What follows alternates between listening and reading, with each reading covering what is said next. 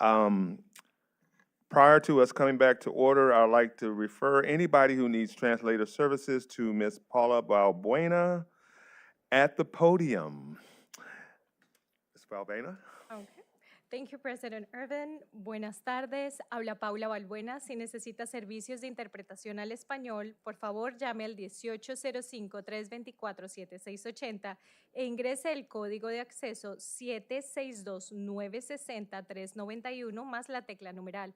Este es un número totalmente gratis. Nuevamente, llame al número de teléfono 1805-324-7680 e ingrese el código de acceso 762-960-391 más la tecla numeral. También puede acceder a estas instrucciones en nuestro sitio web en mcs4kids.com, dirigiéndose a la parte inferior de la página, haciendo clic en Quick Links y haciendo clic nuevamente en Board Agendas para ir a la agenda de esta noche. Muchísimas gracias. Thank you. Thank you, Ms. Balbuena. Welcome. I'd like to welcome you to the Modesto City Schools 1512th regular board meeting of September 9th, 2024. This meeting is now called to order. Roll call. Report from closed session. In closed session, the board gave direction to staff. Roll call.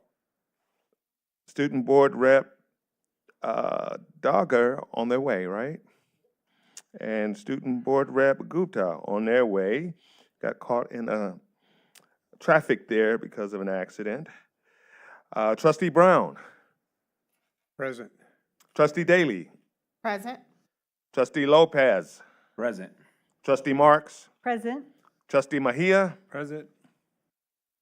Vice President Maestas. Present. President Irvin. I am duly present. Let the record reflect we have a quorum. Can you please stand for a moment of silence?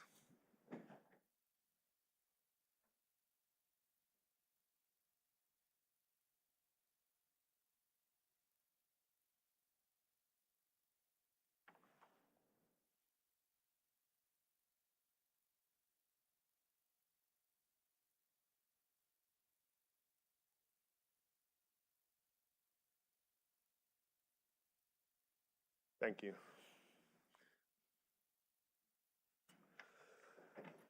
Regarding public comment, MCS has provided an opportunity for the public to provide comments. It is outlined on the agenda. The public has been given an opportunity to call in and leave a voicemail, send us a comment via email, or appear in person before the board.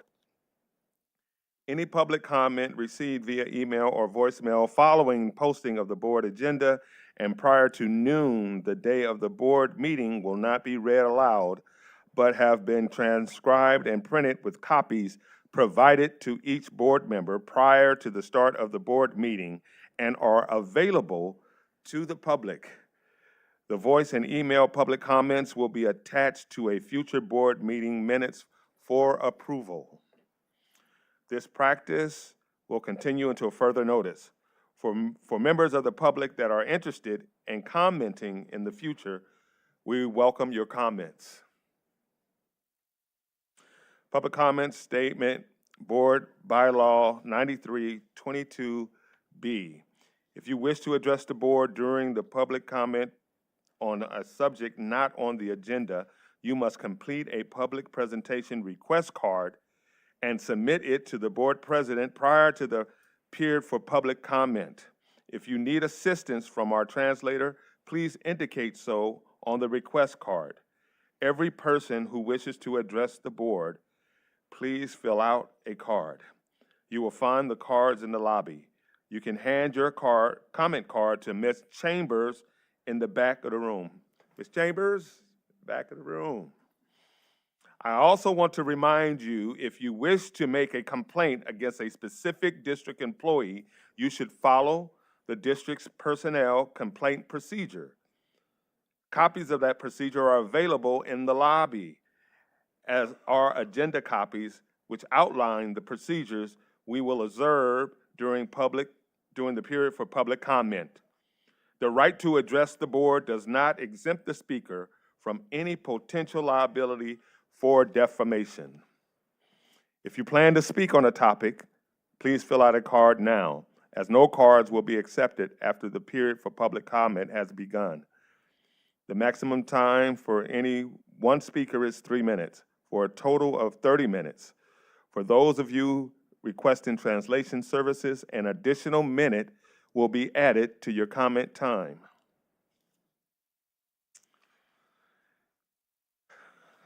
That brings us to A4, a period for our Pledge of Allegiance. We are pleased to welcome 2 students, El Vista Elementary School, tonight for our flag salute. We have Nikolai Peets, 6th grader. Nikolai always has a positive attitude and is a model student. He has earned reading, writing, math, and Dibbles awards, as well as Student of the Month and Character Awards for responsibility and respect. Nikolai has had perfect attendance since kindergarten. Whoa. And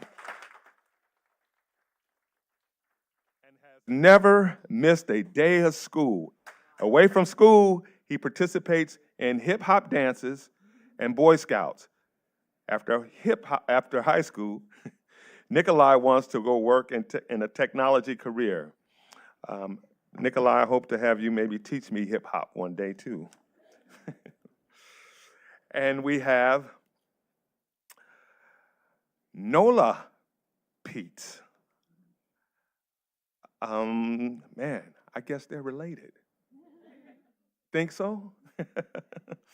4th grader Nola is a hardworking and dedicated student. She always has a friendly smile on her face and is a great role model for her peers.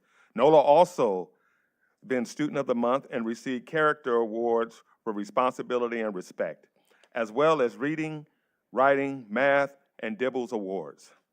Nola has also never missed a day of school. Perfect attendance since kindergarten as well. Man, I want what y'all eating over there. In her free time, she loves to dance and participate in Cub Scouts. After high school, Nola wants to go to college to be a chiropractor. Oh, my back. Thank you. Thank you. Please rise. Please stand.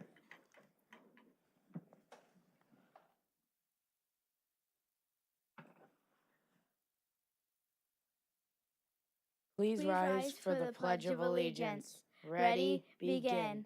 I pledge allegiance to the flag of the United States of America and to the republic for which it stands, one nation, under God, indivisible, with liberty and justice for all. Thank you. You may be seated.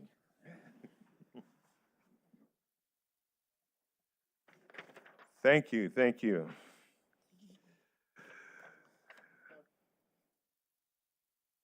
Okay.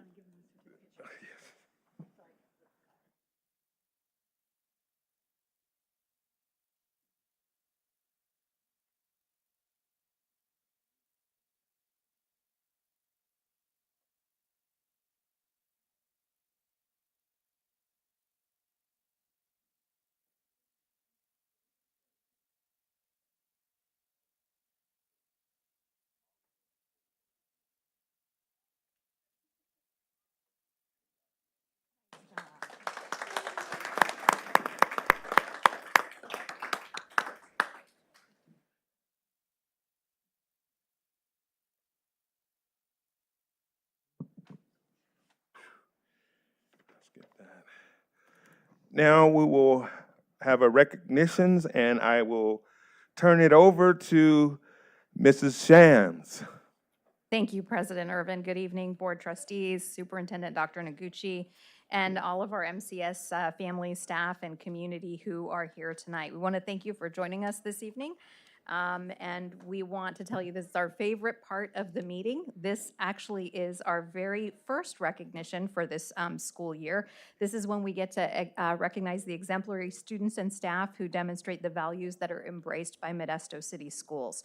First tonight, we're going to present the Character Education Award, and tonight we're celebrating an outstanding scholar, Gregory High School senior Jonah Delosier, for exemplifying all of our 9 character traits, but particularly perseverance. Here to tell us more about Jonah's nomination is Gregory High School Athletic Director, Mr. James Davis. Mr. Davis is going to be joined by Gregory High Principal Philip Jaramillo. Let's have all of you come up to the front of the room and face the audience while Mr. Davis says a few words about Jonah, and then we'll take your picture next to the sign. So it looks like it's just the 2 of you. Perfect. That's great. My name is Jim Davis. I'm the athletic director and varsity baseball coach at Gregory High School. I've been there for 14 years. This is my 24th year in the district. When I received the email prompt about 2.5 weeks ago asking me to nominate one of our athletes, student athletes at Gregory for the Character Award, it was one of the most easiest decisions I've ever had to make. I immediately nominated this young man standing next to me. Jonah is the perfect balance of hardworking, lighthearted, comedic, and helpful to his peers. He is the type of student I wish I had in every class because he makes the class atmosphere better. I could always count on him to be respectful and on task and to simultaneously joke around with me and make class more fun. It is rare to have a student like Jonah who excels in everything he does, helps others around him to excel, and makes class a happier place to be. He was definitely a bright light in a year and had a positive impact in my classroom. That was from one of his teachers I reached out to because I did that with all of his teachers. I was trying to find out what everybody thought. And it turns out that this young man is awesome. That was Carrie Dykes. This is from Jim McCarthy. Jonah Delosier is a second-year staff member for JNN, the advanced broadcasting program at Gregory. Last year, he performed the roles of sports reporter and sports anchor. Jonah is fearless when it comes to presenting for an audience. Whether his viewers are seated before him or from a computer monitor, he partnered to create one of the top stories last year, a sports feature on the Central Valley Academy of Sports Science. This year, he will host his own sports variety segment as part of JNN Sports Box. I am very proud of Jonah for earning his character award. We know he will apply this honor to his future endeavors, both inside and out of our broadcasting studio. Again, that was Jim McCarthy, JNN. And this is mine. Jonah is the epitome of what a student athlete should be. He cares about all the details and is always asking, what can he do to make us better? Jonah cares about all his teams, football, baseball, leadership, the JAG News Network, his school, and everybody involved. Jonah is a hard worker and embraces challenges as an excellent problem solver who seldom loses his cool or nerve. Jonah leads by example and has become a shining example to our younger student athletes, not just at Gregory, but throughout the district. Jonah is the kind of young man whom, if I were to have children of my own, and I don't, that the example Jonah sets on a daily basis would be the example I would want my children to follow. Positive character counts. It always has and it always will. Jonah possesses the kind of positive character that all of us can be proud of and want to emulate. Jonah was seriously hurt. This is the part where I don't have to read it. Jonah was seriously hurt in the first scrimmage senior year just a few weeks back at Escalon. I happened to be the first one he came to as he's listing to his side with his shoulder popped out. And we went and saw the paramedic, and he went on with his parents to get it popped back in.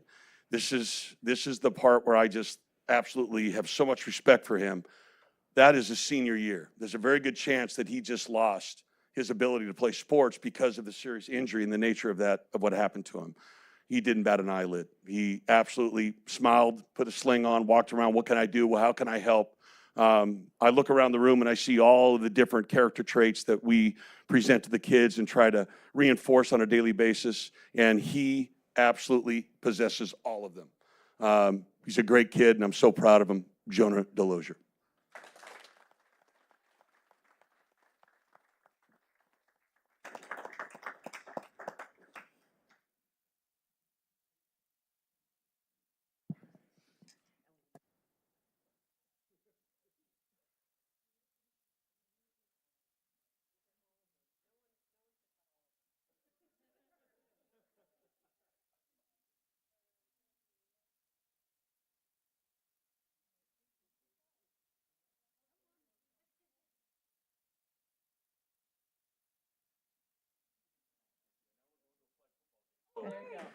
Thank you, Jonah. Thank you, Mr. Davis, for sharing that story. Thank with you us for your tonight. perseverance, Jonah, and blessings in your recovery.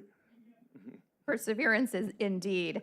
Next up tonight is our MCS Hero Award, and tonight we're honored to present our MCS Hero Award to a very deserving recipient, Mr. David Fisher, the head custodian at Beyer High School. He was nominated by Nathan Shar, Senior Director of School Leadership at our district office.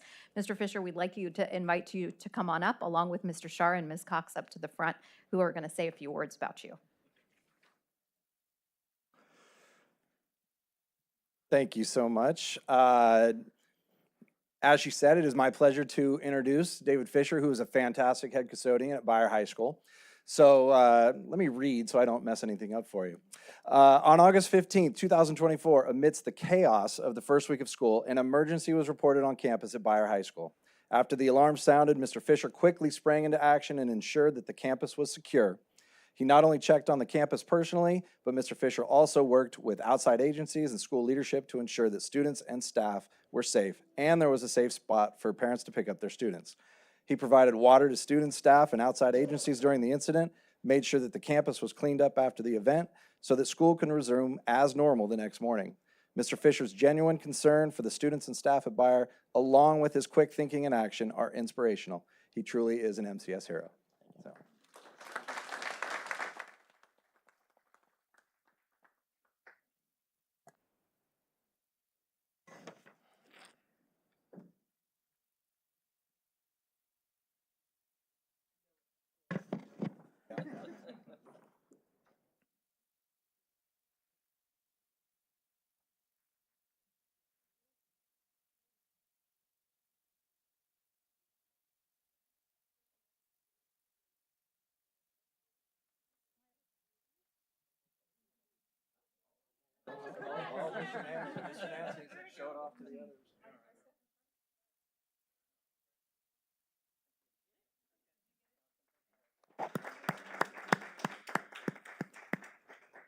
Thank you. What a story. Thank you, Mr. Shar, and thank you, Mr. Fisher, for all the hard work that you do to make Beyer High a better place for our students and staff. Congratulations to all of our winners. I'll send it back over to you, President Urban. Yes, and next we will have our Superintendent Noguchi welcome and announcements. Wonderful. Thank you, President Irvin. Thank you all for showing interest in our board meeting, either in the room or virtually. Always appreciate folks having an interest in Modesto City Schools. Tonight, I'm absolutely thrilled with the team's presentation. They're going to be doing a report entitled Early College Dual Enrollment in Modesto City Schools. This report is important really for two reasons. One, it highlights the significant expansion that we have achieved for our students to be able to get college credit while in high school. While we have a lot of work to do, there has been a great expansion, so I'm very excited about that. But it also demonstrates that we've begun to break through the gridlock that has hindered progress with MJC for decades. So we're finally figuring out how to work together to be able to provide these opportunities for our students. I sincerely appreciate the recent leadership at MJC, and I look forward to our team continuing to work with MJC as we continue to provide more opportunities for students. A side note to this, I just had gotten a text message about 10 minutes ago with some new legislation that was passed, which enables school districts to partner with other junior colleges not within their region if the junior college within their region is unable or do not want to partner with them. So this is going to open up great opportunities for our students as we move forward. However, I am very pleased with where the work that we have done this last year. On the college career front, I'm equally excited to share a data point that is new. Do you remember back 2 years ago when Chancellor Munoz came from UC Merced, and he and I got together and we made a pact and we took some pictures and we made an agreement around the Merced Automatic Admissions Program, which they coined MAP. I'm happy to say that 275 of our current seniors have already been accepted into UC Merced, assuming that they finish their A through G and they have the grade points, but they are already accepted through this program, which was really spearheaded from Chancellor Munoz. So another strong partnership with post-secondary. So thank you to him for that. In closing, there's a lot of performance indicators that we can look to demonstrate how Modesto City Schools is doing. At our next board meeting, September 30th, I invite all of you in the community to tune in to be able to hear from the team around the student outcomes. I can say the student outcomes for the 23-24 school year, I'm confident that you're going to be very proud in multiple areas. Is there work to do? Absolutely, there's work to do. But we've made significant progress last year, and we will showcase that for you at the next board meeting. So with that, I'm going to turn it over to President Irvin. Thank you. Thank you, Dr. Noguchi. That brings us to A7, Board of Education members' reports. Do we have any board members who would like to share their reports?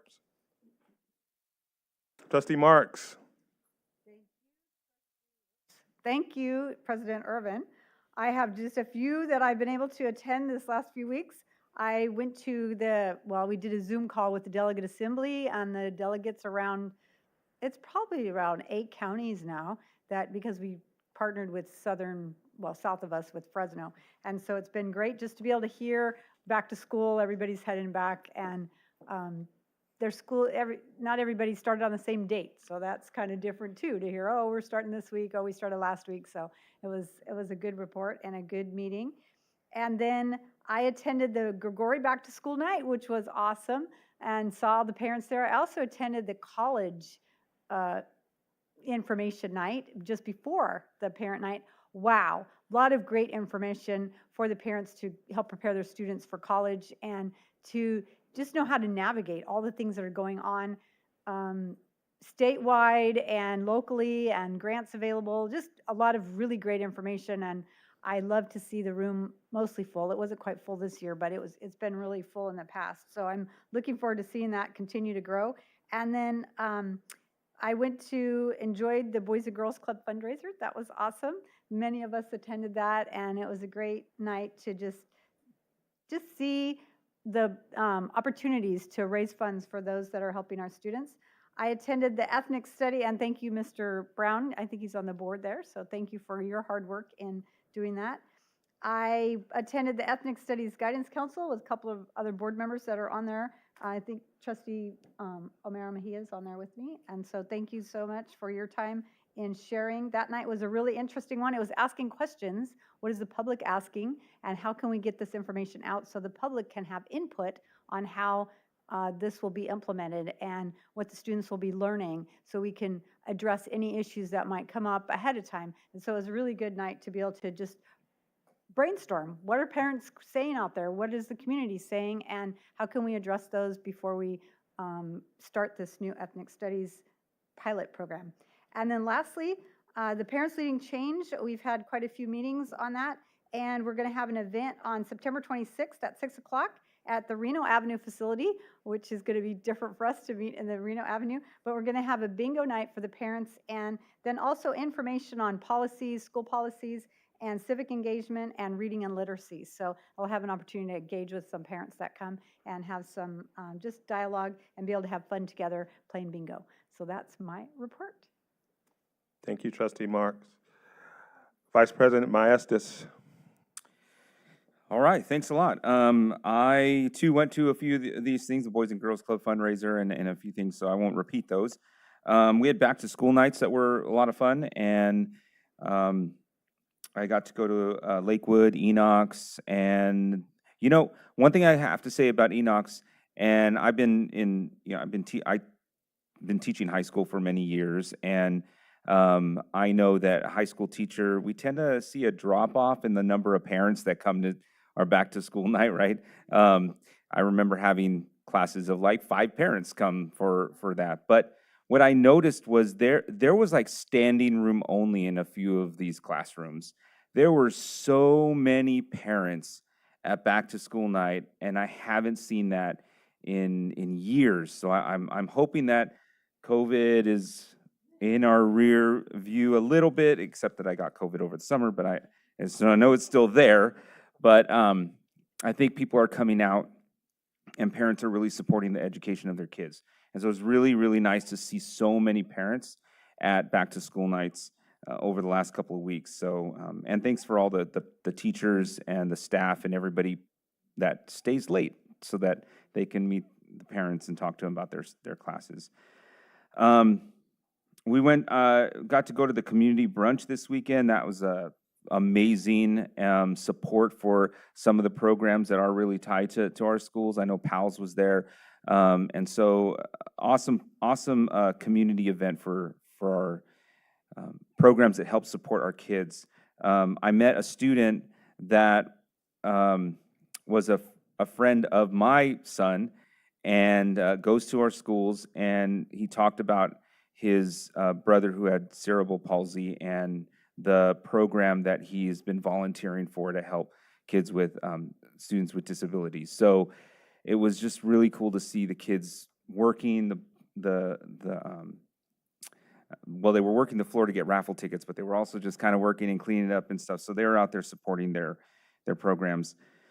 And then the last thing I want to just talk about is I know that sports has started up. Fall sports is in full swing. I know they started practicing, but Friday Night Lights has come finally, and it's been very, very hot over the last few weeks. And I know we've had to change some times and push some times back. But and I know that the CIF has some new rules on heat with a new thermometer thing.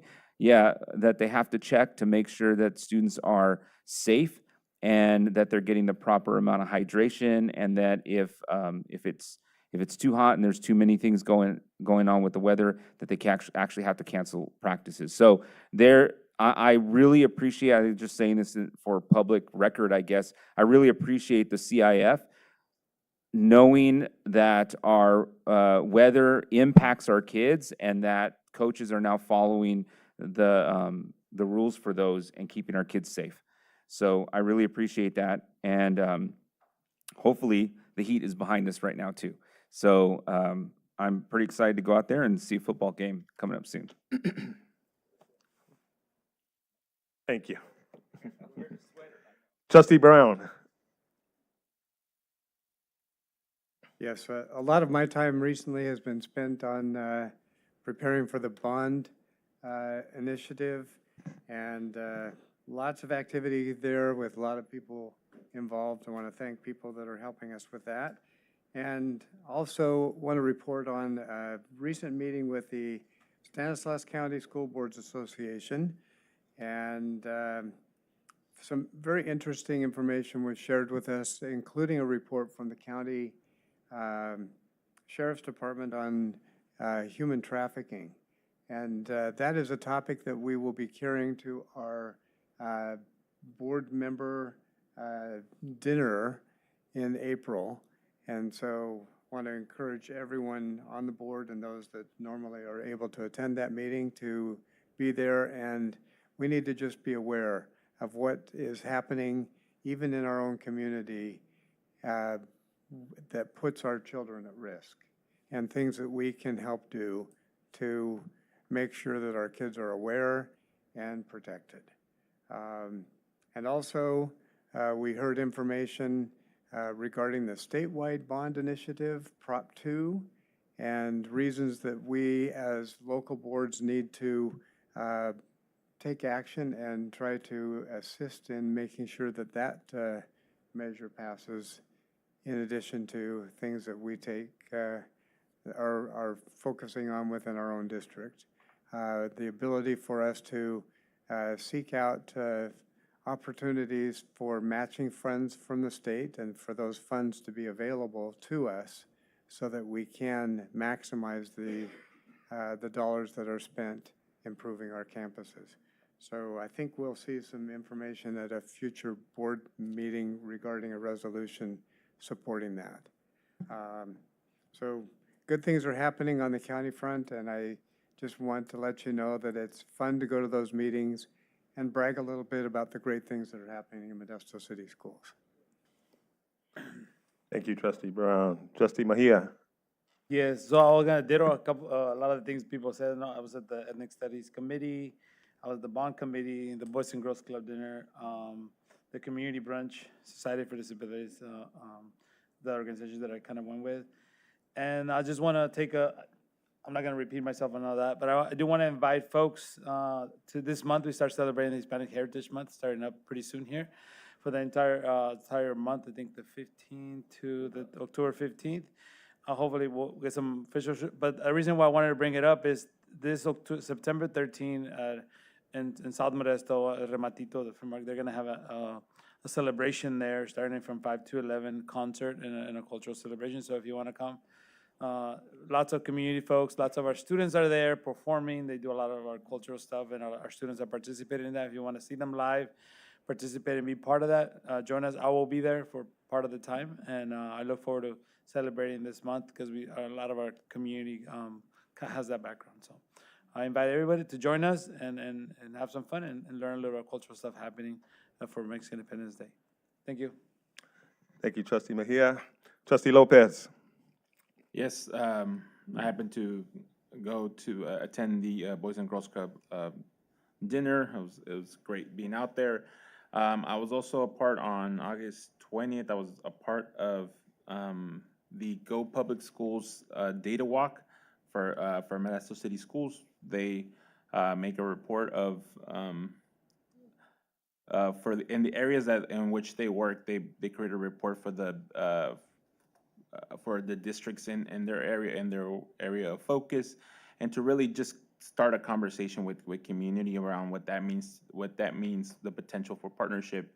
Of course, President Irvin and myself were there, so it was really an opportunity to hear their folks and their constituents around what the data means to them, and also for us to provide an opportunity to shine light on the growth and the potential for success in the upcoming year. So it was a pleasure to be out with all of them, and that is my report.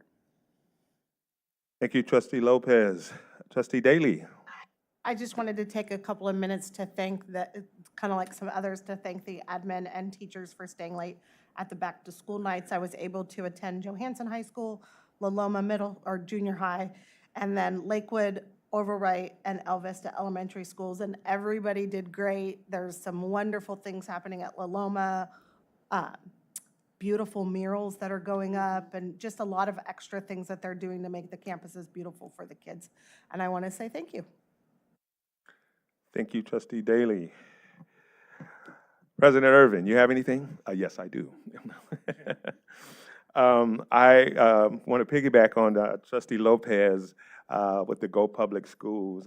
I was really so impressed with what they're doing as an advocacy group for public schools.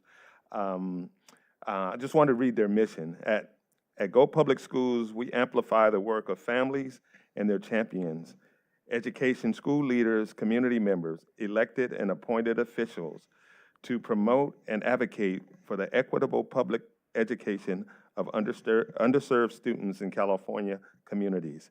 Together, we hold systems and leaders accountable for the outcomes they create for students. And so I look at them as a partner in anything we do when we talk about families and advocacy and things of that nature. And their vision is, we envision a day when all schools prepare every child, regardless of skin color, family, income, home, language, or neighborhood, to succeed in our rapidly evolving world. And so I was really impressed with what they had to say. I even called other counties, school districts where they are also doing work, and they got very high accolades from those districts as well, in terms of them partnering and data sharing and things of those nature. I also was at the back to school nights, and again, standing room only at every one that I went to, and it's amazing to see the growth with parents coming to back to school nights. I know at one of the schools, it was standing room only, not only inside, but outside of the cafeteria where it was held at. So, hopefully we can eliminate that in the future. And I believe we'll do that with our bond measures. Also was at the community brunch. Again, it's always good to attend there. One of the organizations I used to be on the board for, Salvation Army, is one of the participants and also one of the benefactors of that community brunch, along with PAL, the Society for Disabilities Without Permission, and the Education Foundation of Stanislaus. So very, very worthy cause year after year. And so with that being said, that's my report. Thank you all. 8.8, approval of consent agenda. Are there any comments regarding consent agenda items? Seeing none. Do I hear a motion to approve the consent agenda? Been properly moved by Trustee Mejia and seconded by Trustee Marks. Any questions? Call for the vote. All in favor signify by saying aye. Aye. All opposed? Any abstentions? Motion carried.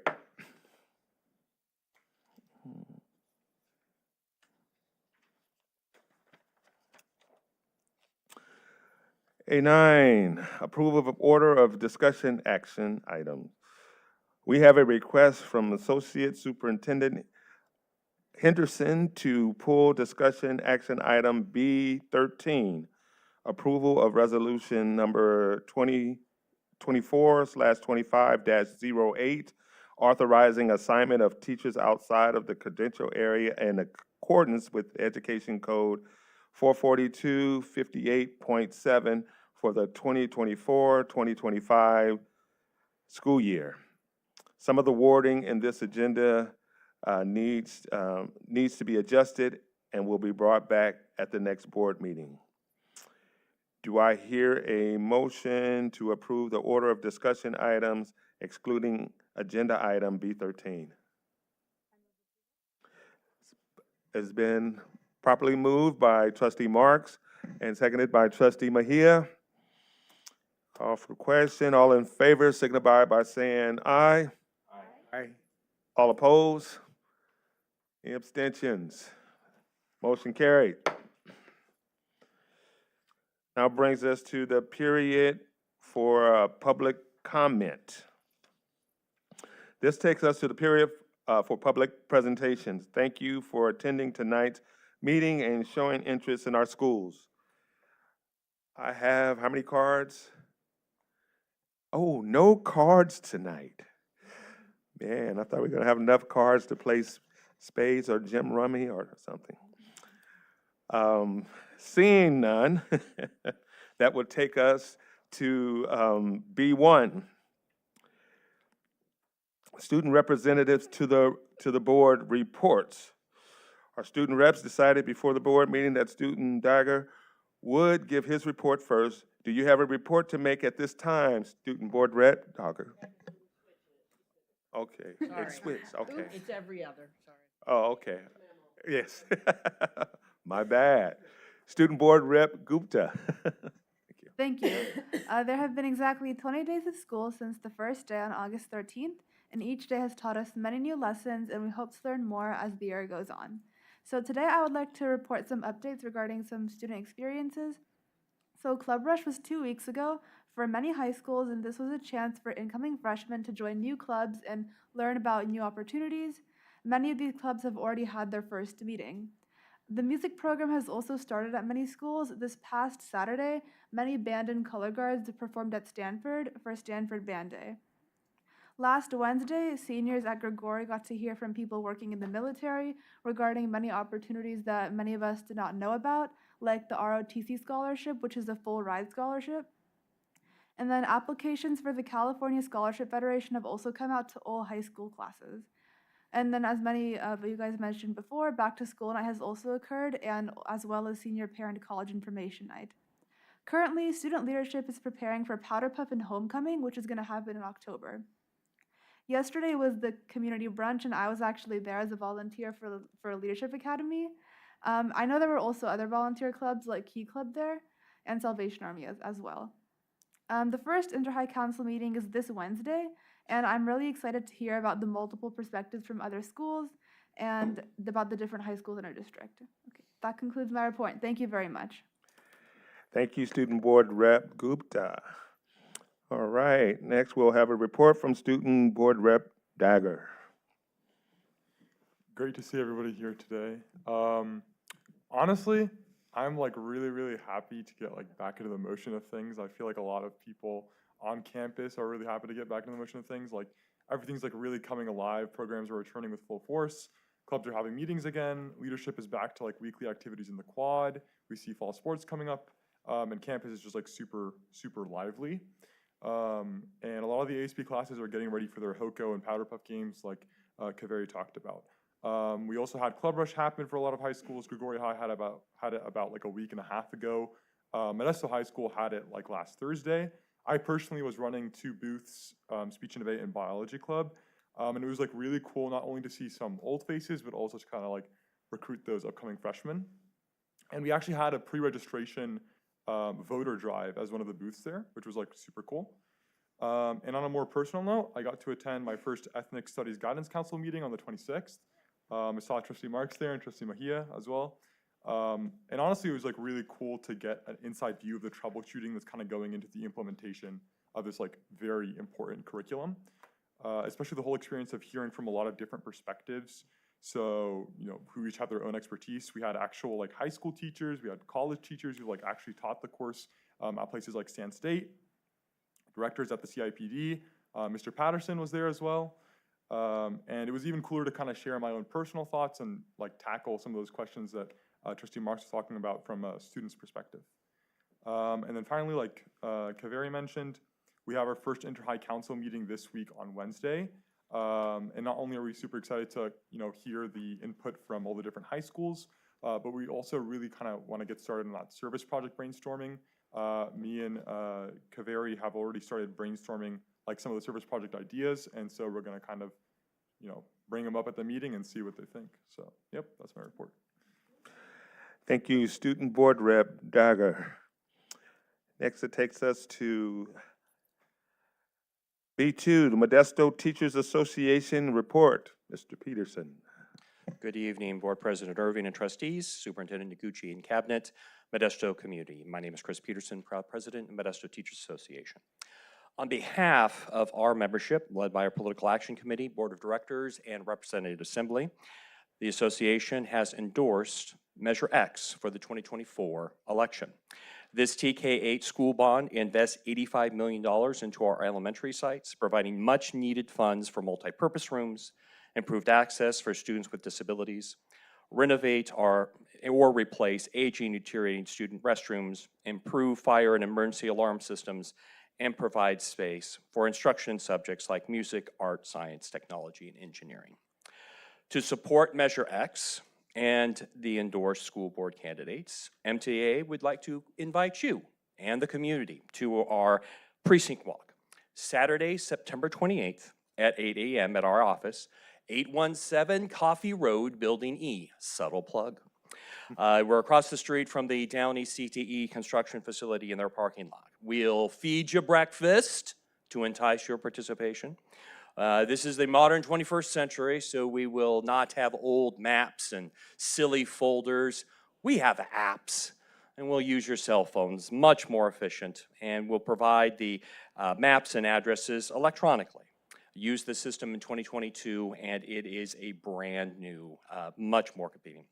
After going to that neighborhood, providing those hangers with the important information, you'll return back to the office, and we're a union, so we'll feed you again, but this time it'll be lunch. So what I'm telling you, it's gonna be a beautiful fall morning. I guarantee perfect fall weather. I can't guarantee it, but that's what I'm gonna say anyway. It's on the record.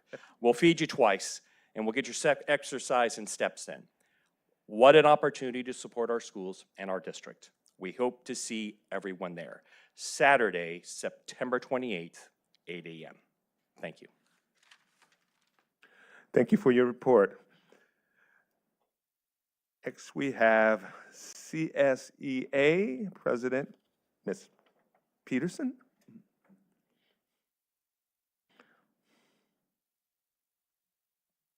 Thank you for the opportunity to address you tonight. President Irvin, School Board Trustees, Superintendent Noguchi, and the cabinet members. I'm grateful to be here tonight. I missed last month. Darn it all. Anyway, and so tonight I'm going to take the opportunity to say how impressed I was with the various work that was done on all our campuses, on the various campuses throughout the summer. I got to go on the school bus tour, and I have to tell you, it's been a long time since I sat in a school bus seat. But I enjoyed the opportunity to go see all the work that was done on the various campuses and marvel at the difference between what I experienced when I went with my children to back to school nights and the campuses that are provided now for our students.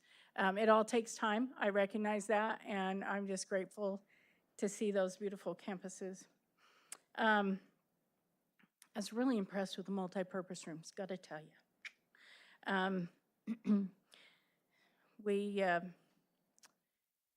CSEA, we can't officially endorse Measure X at this time, but we're hoping to discuss it at our chapter meeting on the 19th and look forward to, if our members agree, to being able to offer that support.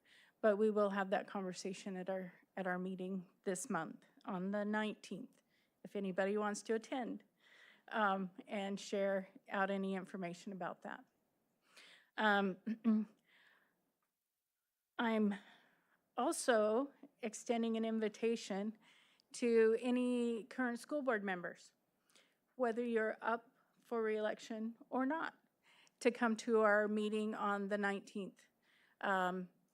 If you're up for re-election, we invite you to share your candidate statement. Tell us how the classified employees are significant and how that will affect your work on the school board. We're also inviting any school board candidates who might be here tonight or might not to do the same because we want to hear what you plan to do for our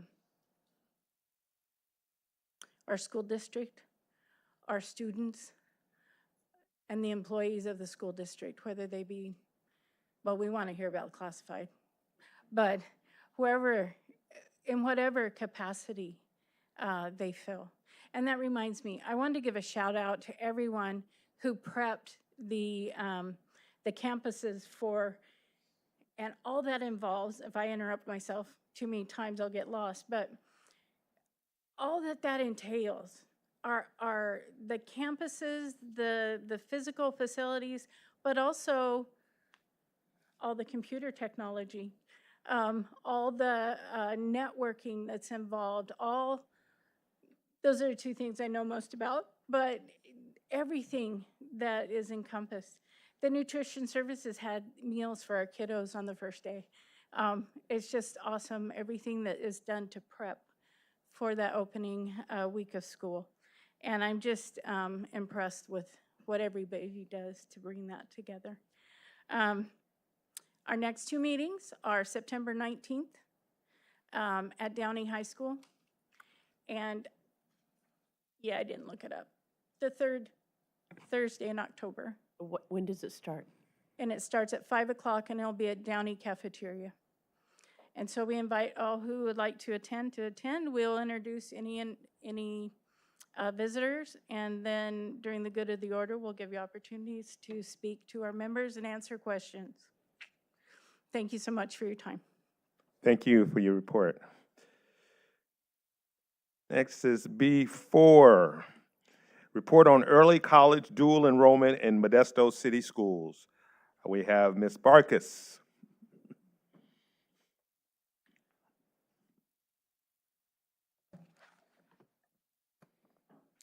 Okay, good evening.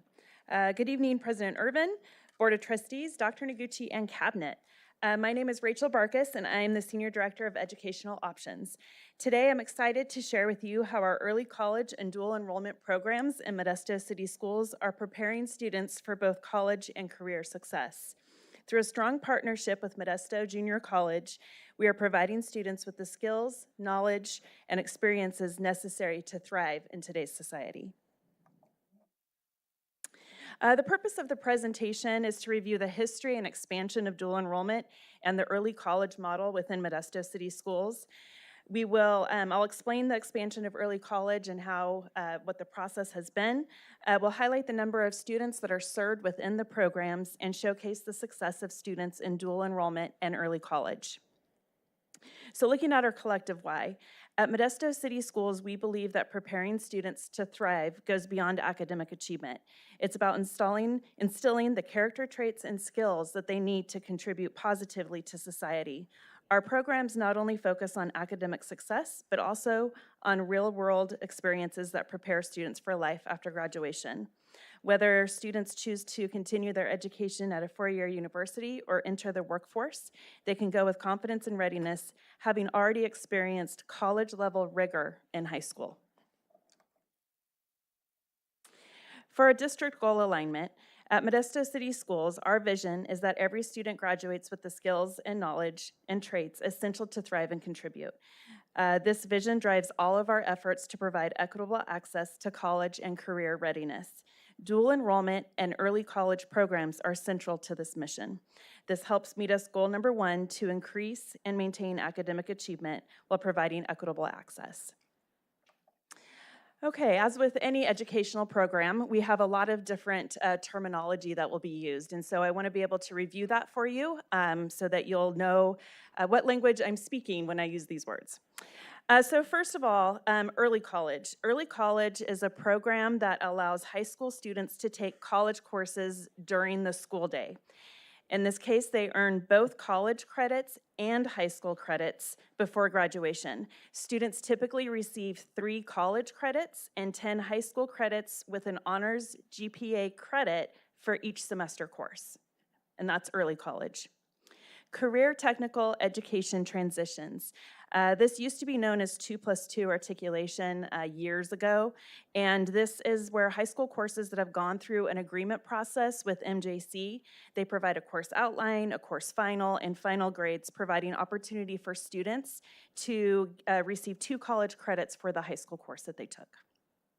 Then we have middle college. Middle college is a model where high school students attend college courses, typically on a college campus. In our structure, we have middle college at Davis High School, and the students do have both the high school and college experience because those courses are taught by MJC professors only, with our teachers facilitating. Then we have concurrent enrollment. This is a system where high school students enroll in college courses outside of the school day independently while completing their high school education. So students choose to do this, they find the courses. Our career navigators will help them sign up, but for the most part, our students are doing this on their own.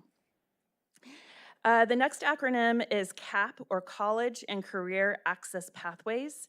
This is a partnership between high school and community colleges aimed at providing students with pathways to higher education and careers. This is designed specifically to support our underrepresented college-going students. Then we have Assembly Bill 288, and this is the California legislation that promotes and funds the partnerships of the CCAP agreement. We have a memorandum of understanding with Modesto Junior College, and this is a formal agreement outlining the collaboration and responsibilities for our CCAP classes between an MCS and an MJC employee to facilitate the courses during the school day with the early college model. The last 2 are specific to teachers. We have an instructional service agreement, or known as an ISA. These are Modesto City Schools teachers, and these teachers are identified as qualified to teach an MJC class. So most of them have a master's degree, or they've gone through an equivalency process to be able to teach the college course on our high school campus. And it's specific to Modesto City Schools only. Then there's the non-instructional service agreement teachers, and these are the MJC professors that will come on our campus and teach the classes or teach them virtually. Okay, that was a lot of terminology. So moving on to our history. Dual enrollment actually has a long history in Modesto City Schools dating back to the 1990s when we had the 2+2 articulation, now known as CTE transitions. In 2012, we introduced the middle college program at Davis High School, which expanded the opportunities for students during the school day to begin their college work. In 2015, the passing of AB 288 supported the growth of CCAP programs, further aligning our mission of ensuring that our students are college and career ready.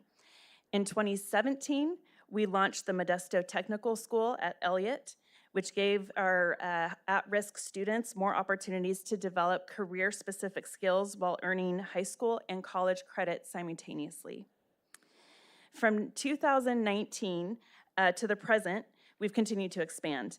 In 2019, we hired career navigators at our high schools to help students explore and pursue college and career pathways. The 2022-2024 period saw pilot programs at Beyer and Downey high schools, and they started off as middle college. We started off with a contract in middle college while we got all of our CCAP agreements in place, and then so we transitioned into the CCAP early college model. And as of this year, 2024-2025, we have successfully expanded the CCAP programs to all 7 comprehensive high schools. To support this growth, because that is a lot of growth, we hired a dual enrollment coordinator this year, and her key role is ensuring smooth operations and continued expansion of these programs.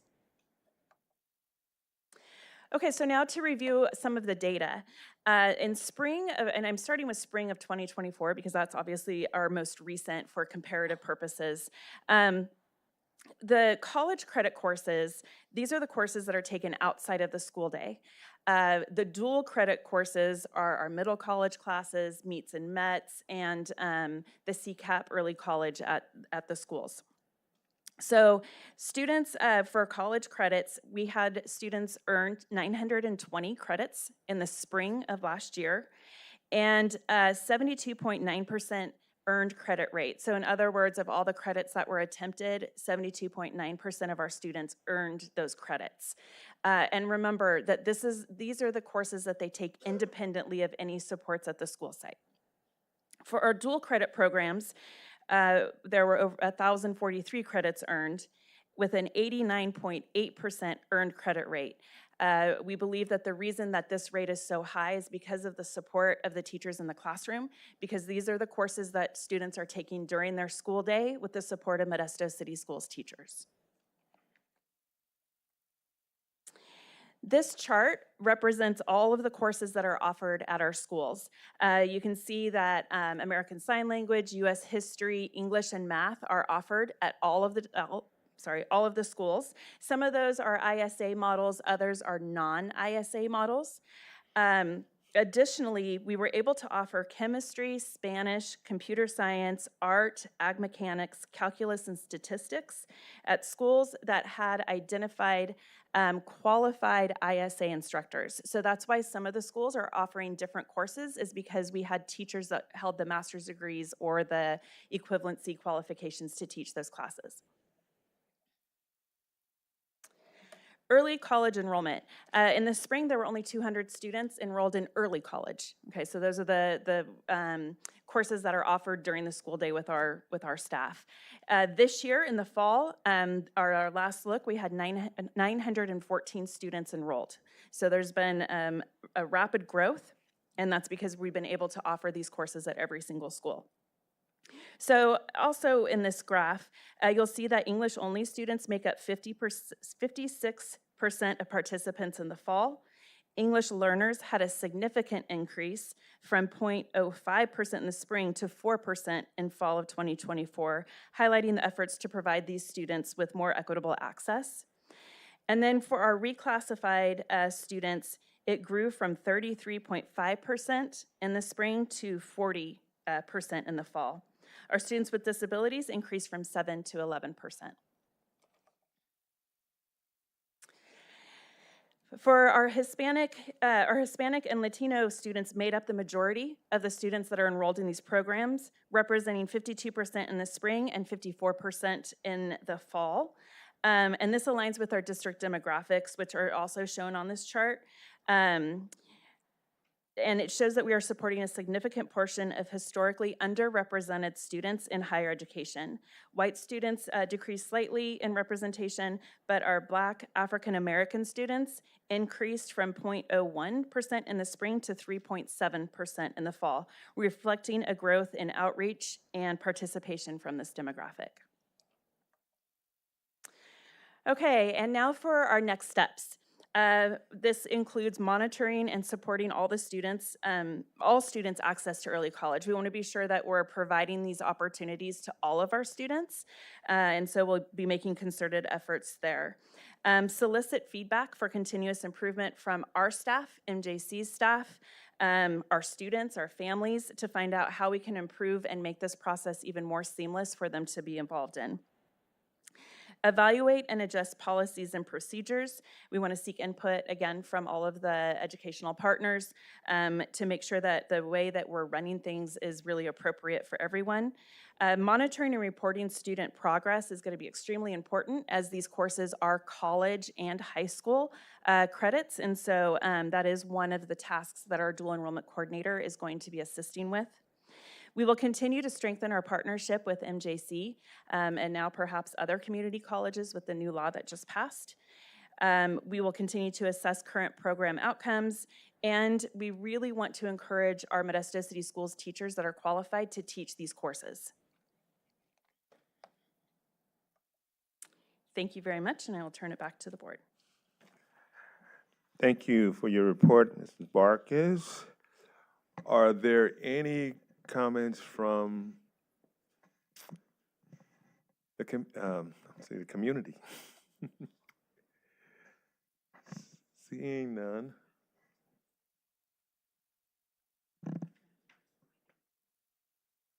Any comments and questions from the board?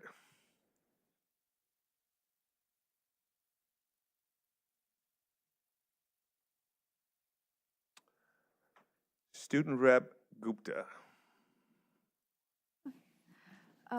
Hello. So I really appreciate you giving us this presentation on dual enrollment because it's a really important part of high school. So I do believe many more people should be aware of it. So thank you.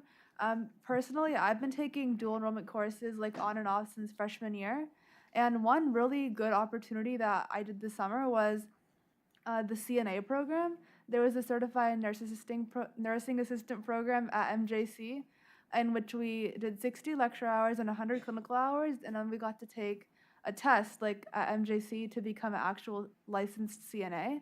And so that was a really good experience. So now, like for example, if any of these students are going to four-year colleges and need to have a job, they can become a CNA to help pay off for it. So I really do think, so that's one example. That was a very valuable lesson. Sure, what a CNA is for people who are listening. Oh, a certified nursing assistant is basically they work mostly in nursing homes to help out RNs, which are registered nurses, to do their job, because registered nurses do need help with caring for especially the elderly and the disabled. Thank you. Vice President Maestas. Wow, how do I follow that? That's a great experience from our students in the dual enrollment. I have a couple questions. So this is just a comment. I am going to echo your encouragement for MCS teachers to teach the courses if they can. I taught at Stan State for a while, and being able to teach, to give credit for students and teach the same class at the high school is, I mean, it's a valuable experience both for the students and the teacher. So the first thing, another comment, is that the percentages on slide 11 on the early college enrollment, I like the percentages, how we're trying to make a little more equitable looking at the percentages, but that's not really what catches my eye. What catches my eye is the number of increase in each of those unique groups. To go from 2 to 34, from 104 to 492, that's the bigger number that we should be looking at. We're providing more services for more kids in more places, and that's the growth. Yeah, I appreciate the little green and seeing that, but the big growth is the number of kids that we're getting. And so I really appreciate all the hard work that's gone in to making that growth. I mean, gosh, EL's 130 to 36. Like we increased 35 more kids to get these opportunities. That's, gosh, that's just amazing. I have one question, and I wonder how this is funded. So do we pay both so when a Modesto City school teacher is the facilitator, which, by the way, when you have this slide, 89.8%, like having that extra support there of a credentialed teacher, just because I don't have a master's degree in mathematics does not mean that I can't support and teach calculus to students that are taking a class at MJC, right? So that's like, it's like having a credentialed, I'm using math as an example, it's having a credentialed math facilitator and tutor to back up that. So you can see that that's going to be successful for the kids. But my question is, do we pay both teachers? Do we pay both the MJC professor and the Modesto City school teacher? No. So the CCAP agreement is basically, so the AB 288 is what funds the MJC teachers to be teaching our students. So we do not pay them, we do pay our teachers. Their regular salary is part of their regular scheduled day. Okay. That's great, thanks. Yeah. I was wondering about the funding. Additionally, we do receive $2,500 back from MJC for each of the courses that have 20 or more students in them. So there's some different funding opportunities, and that helps with running, the textbooks and those sorts of things. We provide those textbooks to the kids too? Correct. Okay, that's good, because I remember in college, those are expensive, man. Thank you. Okay, thank you. Trustee Daly? Thank you. I really appreciate everybody who goes to work and does all of this stuff, including putting the report together. My question is in reference to, you mentioned that they're offered at the 7 comprehensive high schools. Do we have any plans, and I know there's got to be obstacles that go along with it, but do we have any plans to move that into Elliott? Yes, there are some different barriers. We do have the MEETS and the METS program, which is a dual enrollment program for our Elliott students. They actually go to MJC's campus, and they're taught by our teachers for their regular academics for the high school coursework, and then they have access to the college courses there on MJC's campus, and we bus them back and forth. So we do have opportunities for them. It's just not through this particular model. Thank you for stating. Thank you. Trustee Mejia?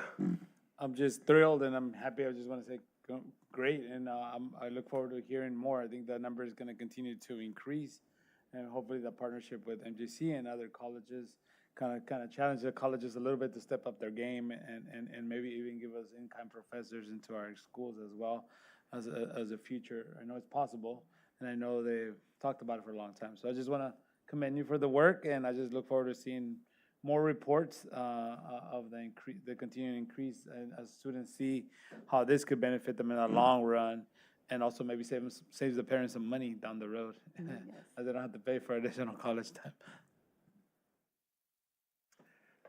Thank you, Trustee Mejia. Trustee Marks? Thank you.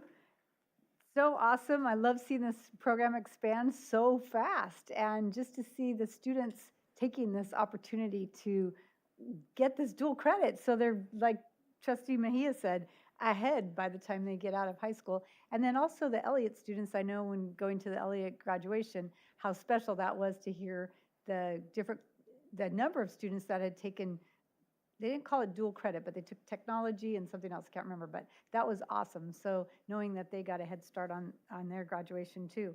So I had a couple questions. Some of mine were already answered by other board members asking them. So how do we find the classes?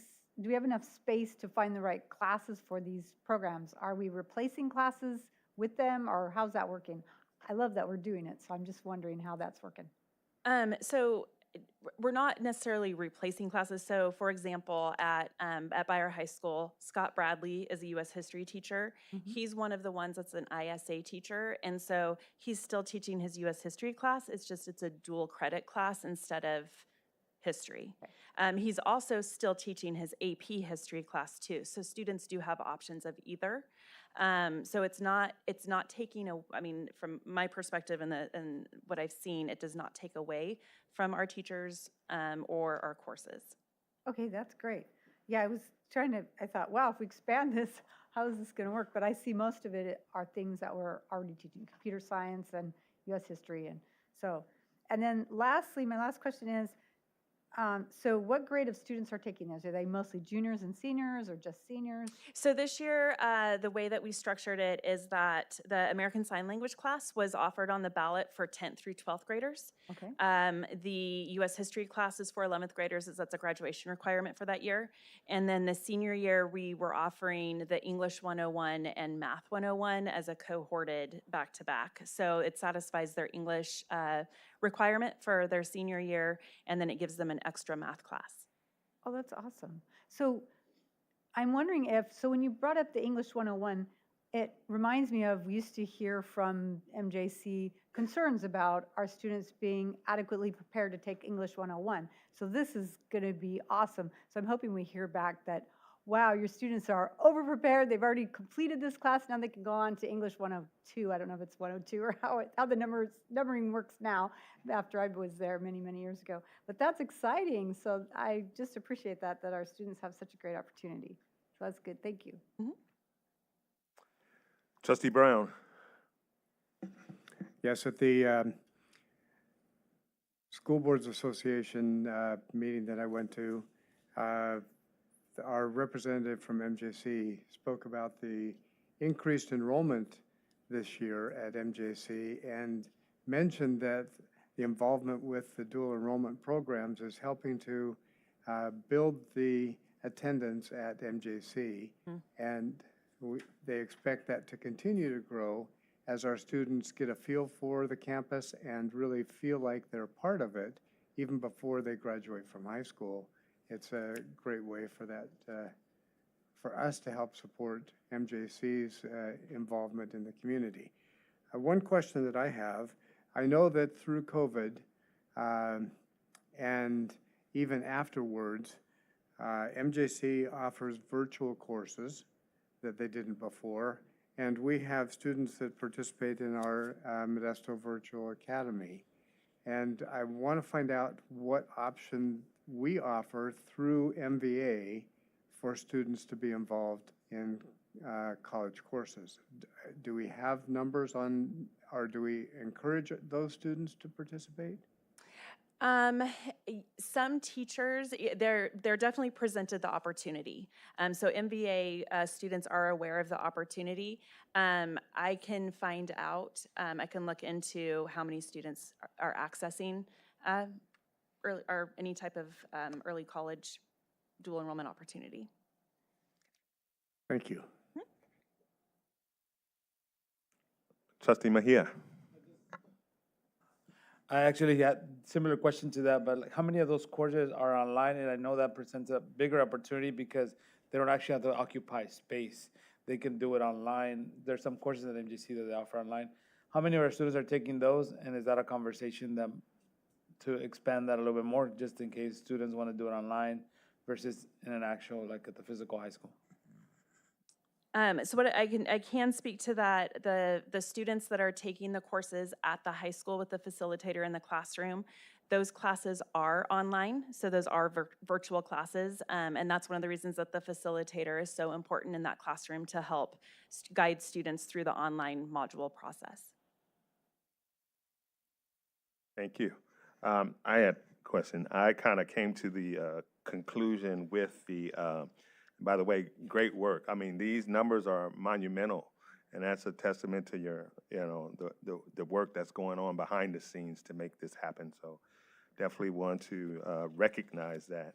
But on this earned credit spring 2024, when I saw it, I said that's definitely the difference between certificated teachers and, just strictly college professors or, facilitators.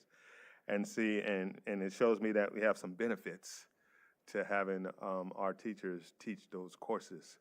And it's in the results, although that's just my assumption right now, but I definitely agree with Vice President Maestas that is a definitely benefit for us and our students going through that. And then I see some of the things also that that are leading to those higher numbers as well. You got career navigators, you got a dual enrollment coordinator. So there's a lot happening there to continue to push the bar up, for our students. I know my daughter went through at Davis, dual enrollment. She left with 16 units when she went to San Francisco State. But the only drawback now to me is she's asking for a gap semester since she came in 16 units ahead. So I'm like, wait a minute. So I started with 16 units, And then piggyback on Trustee Maestas now, my goddaughter goes to Grigori. She's in MVA, but she's also, because I directed her mother to take her to the counselor over there, and she is in a dual enrollment course, so I know it's happening, so I do know that. So again, great work. All I had, Superintendent. I just want to say a few comments. First off, I do want to thank Rachel Barkus for the hard work here and Deputy Goudeau. This has been a labor of love. I've been fighting this for 5 years. Not me, but really pushing the team to try to build the relationships, identify the barriers with MJC. If we don't do MJC, then we go to Merced. If we don't go to Merced, we go to Delta. We've got relationships with both Delta and Merced. And now with this new legislation, I'm not saying these aren't great numbers. These are great numbers, and I'm proud of it, and that's why I started tonight with. We should be seeing thousands, not hundreds. We should be seeing thousands, and that's what you should expect, not next year, but that following year, because what we're doing here, we're just scratching the surface on what other districts can and do for the majority of their students. So it's excellent work. I appreciate your diligence with this as we continue to hammer at it. I'm very encouraged with the new leadership.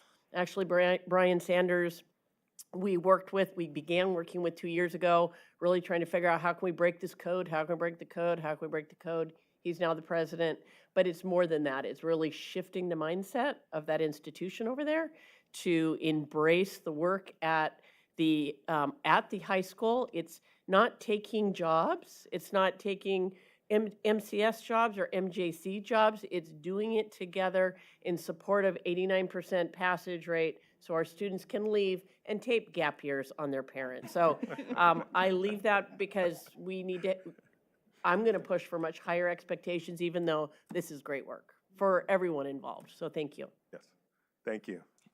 Can I just say something on it that wasn't in there? The data, just so everybody knows, the data that is coming out from dual enrollment across the state and across other areas is that the majority of the students that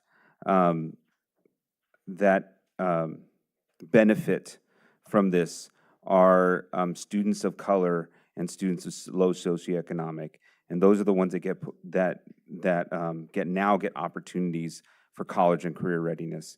So by expanding these programs, like you say that we're going to be able to, we're really impacting our community. So I'm just so happy to hear that we're pushing that so much. Yeah. Thank you. Yes.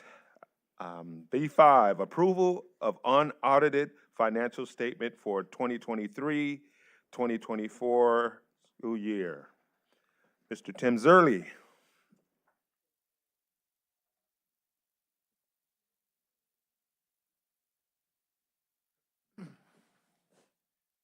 Thank you, President Irvin. Good evening, trustees. Tonight we are presenting to you our 2023 unaudited actuals report. And as Ms. Barkus just talked about in her presentation, a various amount of terminology on the educational side. We have a whole different set of terminology and definitions for you on the financial side. As I do with each financial report, I like to begin by giving credit to where it's due, and that is the people that prepare this report.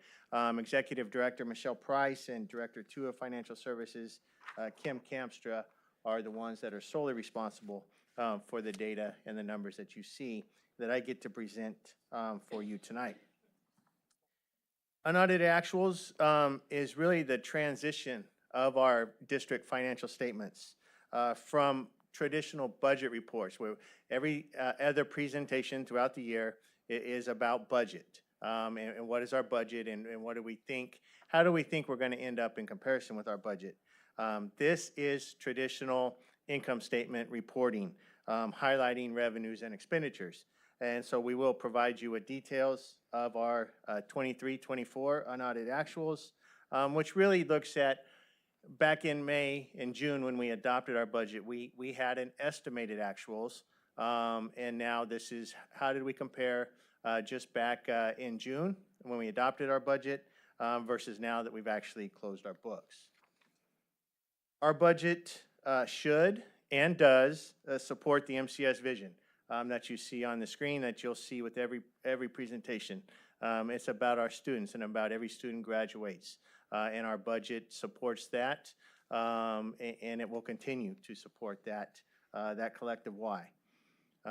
It really aligns with District Goal 4, Strategic Goal 4, ensuring the district is fiscally and operationally sound. This slide represents our unrestricted general fund balance. And as you know, in our total general fund, there's an unrestricted portion and a restricted portion. Unrestricted funds are what we control, what the board gets to control. Restricted funds, we don't really highlight in the presentation, although it is in the 200-page report that's in the agenda, because we don't get to control it. The expenditures, the revenue, it comes at the donor of those funds, whether it's an entitlement or a grant. So we focus on unrestricted. This slide shows a decrease of $514,000 to our unrestricted ending fund balance from our May estimated actuals. That's a 0.43% variance, where we thought we would end up just a couple months ago to where we actually end up now. We had projected an ending fund balance of $119,479,000, and our unrestricted ending fund balance is $118,965,000. So, and then you can see the other items of our ending fund balance below. We have other assigns. We have our required 3% reserve for economic uncertainty. Other committed in there is our additional 3% that the board has approved. It's in that line. But we'll bring back in a minute the other assigned, and I'll talk about that on an upcoming slide. Unrestricted revenues had a 3.7% variance from estimated actuals, and it does require some individual explanation for the larger differences that you see on this slide. In particular, transportation reimbursement. Home to school transportation is now on a reimbursement schedule. This is new for this year, for 23-24, from prior year expenditures. So the increase here is actually expenditures we had in the prior year. We're now getting reimbursed for those in the current year. So it's gonna it requires an adjustment at this time because it is in the arrears. But that is why we see that, and you probably haven't seen that in past unaudited actual reports. We also have net gains and losses on investments, $5.1 million. We've talked about this before. Just 2 years ago, this was a minus $9 million. Now it's a positive $5.1 million. But the county treasurer holds the cash for all county school districts. and as such, invest those dollars in accordance with government code standards. As of June 30th, the end of our fiscal year, our school year, we're provided with fair market value of our cash in the county treasury, adjusted for current investments. So this would be, if we pulled all of our money out on June 30th, we're required to say, okay, what is that worth with the investments that the county treasurer has made on us? And so for this year, we have to post this accrual of $5.1 million that really just shows on June 30th what was the value of our cash on hand as it is being invested by the county treasurer. And then, like I mentioned, for comparison, this was minus $9 million in 21-22. And then we have $8.7 million in bus rebates. This past year, we were awarded federal electric bus rebates that need to be recorded from the Inflation Reduction Act. And on the next slide, you'll see a corresponding expenditure for this same amount. So it's kind of, again, at this time of the year, because we're talking about actual revenues and expenditures, we have to post these transactions for certain reporting requirements. Because 8 of our buses that we had ordered actually were funded through the Inflation Reduction Act, we now have to record the proceeds of that revenue as well. This slide represents our unrestricted general fund expenditures. And then you'll see a minus $6.9 million in salaries and benefits for the MTA settlement. This doesn't mean, and I'll explain this does not mean we were off or we under projected the value of that settlement. But back at estimated actuals, and if you recall a couple slides ago, we had assignments where we had held an amount in our assignments in our ending fund balance for negotiation settlements. So this was back in June. Our MTA settlement was ratified by the association on May 17th, and it was board approved on June 3rd. At the point in time when we were doing our estimated actuals, we made a decision not to put it in our financial statements. We held an amount in the assignments for, we knew, because when we closed the books, we would actually see the cost of that settlement. So that's why you see that $6.9 million adjustment there. It's not that we didn't expect it, we just did not have it recorded in a budget line. And then we have a almost $13.6 million difference. It's equal to a 3.95% variance. But if we take out the one time, you'll see here's the $8.6 million. That's the offset to the prior slide for the bus rebates. If we take that out, the 3.95% variance becomes a 1.44% variance without that one-time bus adjustment in there. So we are trying to be more accurate in our reporting for transparency reasons.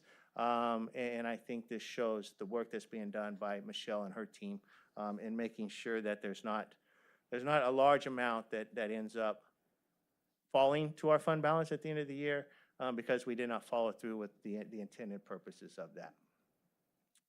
This slide shows just some other areas of our budget. These are called contributions.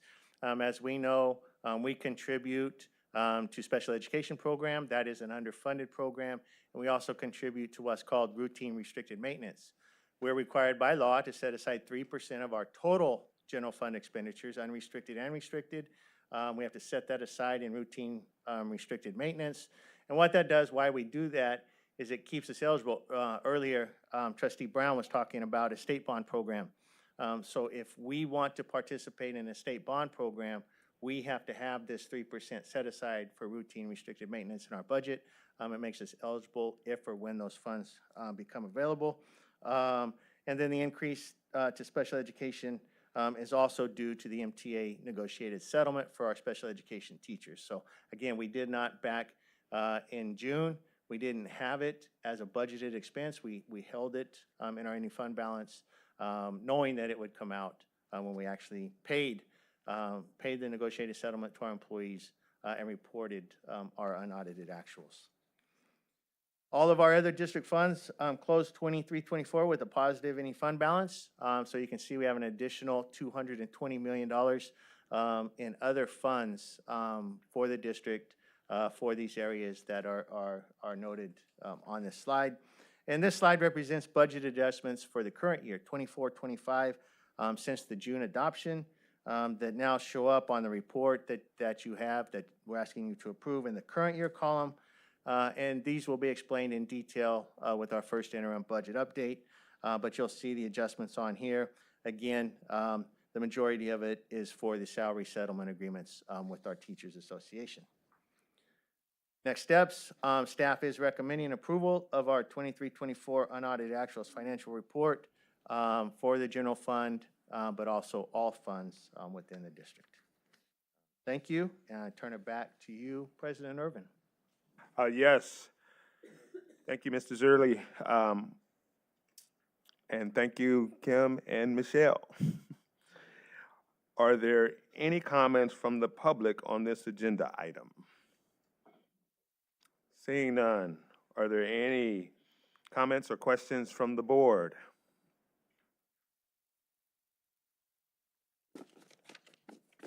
Oh, Trustee Maestas. I'm not sure if this is maybe more of a board communication question, and then how it connects to some of these other things later on.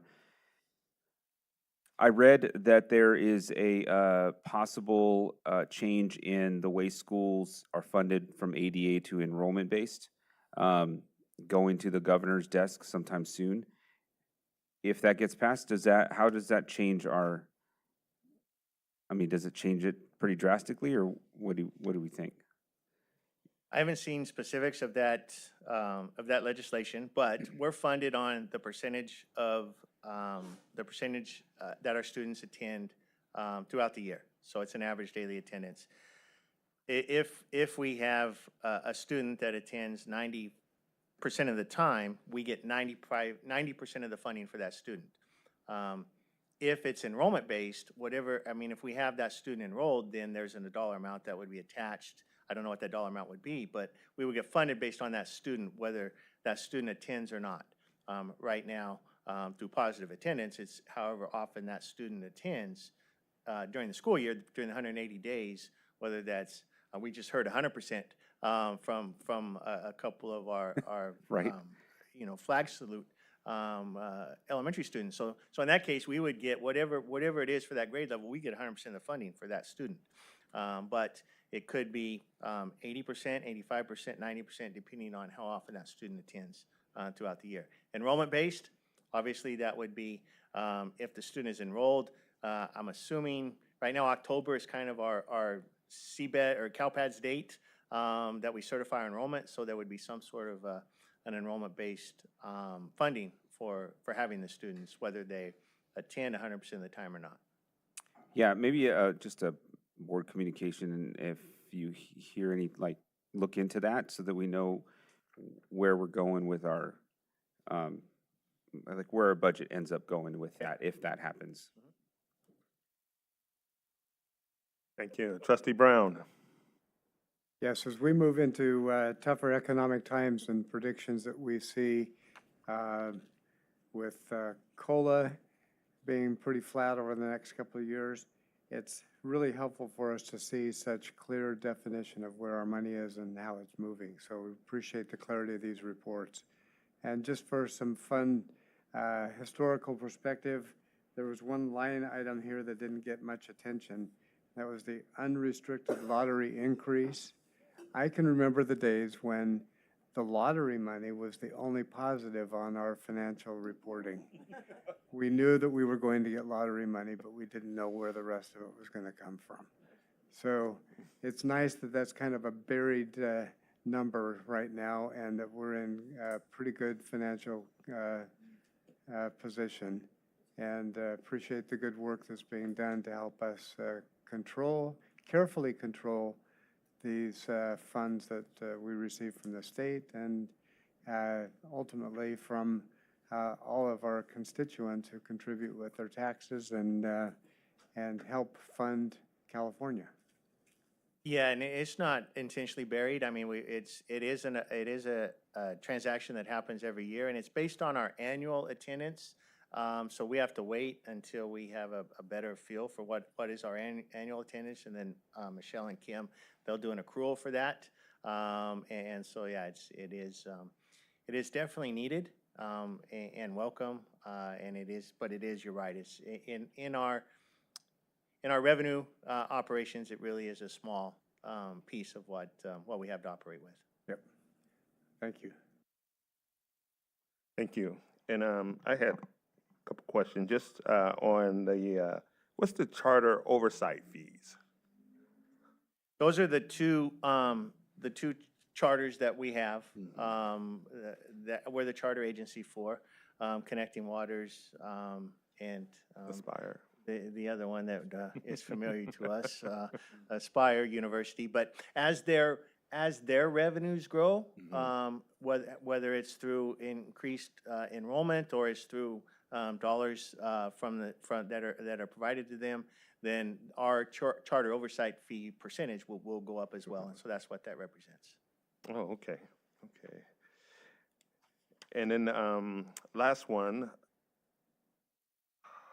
well, actually the last one is a comment, again, thanking your team there of the dynamic duo of Michelle and Kim Kamstra, and yourself. I mean, I remember the days back when I was in the district where we used to have big surprises at this point in time where we had to make last-minute adjustments to budgets, but it seems like you all have mitigated that to as close as possible to actuals, so that's a positive. That's a really good, way to be going, so I definitely really appreciate that. And so, again, great job. Thank you. Next, we have. We need approval of that, please. Sorry. We do need approval of that. Oh, that's right. Are there any comments from the public on this agenda item? Yeah, that's right. Got ahead of myself.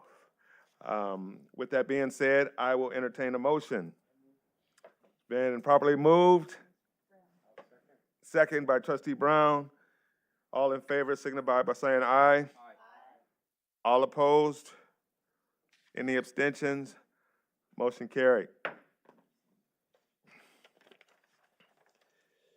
B6, public hearing and approval of resolution number 24-25/25-11, authorizing turnkey design and construction energy services contract with Schneider Electric Buildings Americas Incorporated. Mr. Zerly. Thank you again, President Irvin, trustees. On November 6th of 23, the board approved a design and construction energy services agreement with Schneider Electric Buildings Americas to design and construct certain energy conservation measures and related improvements. And this is phase 4, believe it or not. So we have 3 prior energy conservation projects with Schneider Electric, and this will be phase 4 that we're presenting to you tonight and recommending approval on. We'll give you a quick project history on the prior 3 phases and an overview of this project and the next steps.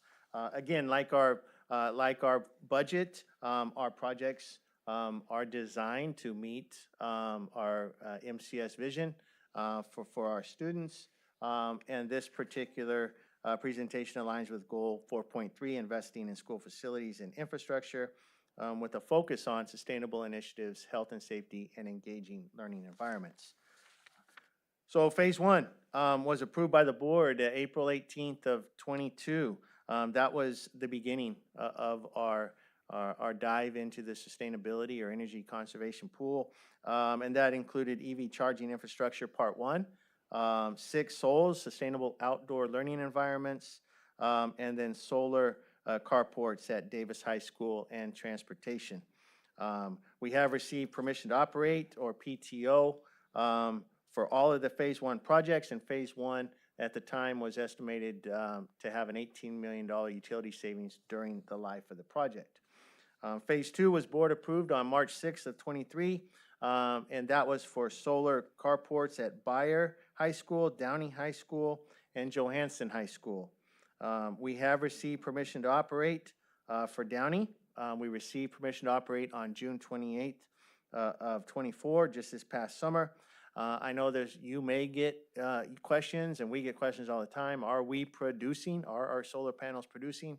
And they are at Davis, and they are at Downey. Johansson High School, we anticipate to get PTO, or permission to operate, in December of '24. We are still seeing delayed shipping, delayed production coming out of COVID. And these require what's called a switchboard. And so the electrical component, the switchboards, are delayed. They're delayed in production, and they're delayed in shipping. We saw that at both Davis and Downey High Schools, and again for Johansson High School. So while you see the nice shade at Johansson, we are not currently producing. We're not using the energy of the sun to produce any usable electricity. Beyer High School will be June of '25, and so the interesting thing about Beyer, they have the delays on the switchboard as well, but we found out we're gonna have to shut down the power to the whole site, the whole campus at Beyer. And as you know, from high school activities, there really is not. We first thought about doing this over winter break, but there's activities going on at a high school over winter break. So we decided to wait till June. Soon as school's out, we're going to shut down the power at Beyer for transformer upgrades, and then make the switch over then. So Beyer will go this whole year, again, with just shade. It's not producing, if you're asked. Beyer is not producing, but it's equipment delays, but also a required shutdown of the entire campus that we're going to do this summer, and $27 million estimated utility savings during the life of that project. All that means is that, for instance, for Beyer, we showed you a savings schedule. Year one will begin in July of '26. So that's it's not like we're going to see any less savings. It's just year one won't start until we're actually operating there. Phase 3 was board approved on September 11th, '23, just about a year ago. And that was part 2 of our EV charging infrastructure at Woodland Avenue in our transportation yard, and solar carports at Grigori High School and Enox High School. We anticipate to get permission to operate for both of those schools in June of '25 this summer. And this phase 3 had an $18.5 million estimated utility savings during the life of the project. Here we are at phase 4. This would be solar carports at Modesto High School, finally getting to Modesto High School, and it's not because we wanted them to be last. If you recall the designs, the initial designs of Modesto High School, the new 2-story building complex was going to have a large covered shaded area. It would have solar panels on it, but we're choosing to meet the solar requirement. DSA, Division of State Architects, has agreed to let us meet the solar requirement with carports, so we do not have to do it. Now we're just going to put a shade structure up in front of that building. It won't have a solar component to it, because the solar component will be in the parking lot, as you see here, for the students to park under. And then expansion. This one's interesting. We're kind of proud of this. It'll be expansion, or we're proposing expansion of EV charging stations, satellite charging locations at our high schools. Davis High School, Downey High School, Johansson High School, and Grigori High School. So we picked our schools with stadiums. If you're wondering why here, and we picked Davis as being a central high school. What we're trying to accomplish here is providing a fast charging station at these areas. So if one of our competition schools from outside of the area has an electric bus, they want to bring it to Modesto High School, Modesto, for a high school competition, they'll be able to charge while they're here. Right now, there's range limitations on our electric buses, so we cannot take them to away competitions or outside, really outside of our boundary area. So we would be the first in the state of California that would provide this. And these would be 100% funded from the San Joaquin Valley Air Pollution Control District. It would contain DC fast chargers, and so we can charge our buses outside of Woodland Avenue. Davis High School has a component, our health academy at Davis High School, that runs during the day at certain parts of the year. And so we picked Davis High School because we were having some concerns about how quickly our buses were going through their battery. And so we thought, well, we'll just plug them in at Davis High School and be able to continue servicing those students. So pretty excited about that. Projected savings, year one utility savings at Modesto High School is estimated to be $86,000. This is much smaller than the other ones because it's a smaller project than what we put in at our other high schools. As with our other schools, we now are eligible for what's called the Federal Investment Tax Credit through the Inflation Reduction Act as a public agency. So we're expecting to get almost $1 million of that returned to us through the form of a cash reimbursement. And this project has an estimated $12.7 million utility savings during the life of the project. After the public hearing, we're asking the board to approve Resolution 2425-11, authorizing turnkey design and construction energy services contract with Schneider Electric with an estimated savings of $12.7 million over 30 years. And of that $10,998,000 project, $6.5 million of it will come from grants supplied through the San Joaquin Valley Air Pollution Control District. And you can see here, we expect to submit our final designs for approval later this fall of this year, procure the material in the winter, and then installation for Modesto High School would begin in spring, summer of '25. Turn it back over to you, President Irvin. Thank you, Mr. Zierli. We will now close the regular open board meeting. And we will now open the public hearing of agenda item, public hearing approval of resolution number 24/25-11, authorizing turnkey design and construction energy services contract with Schneider Electric Buildings Americas Incorporated.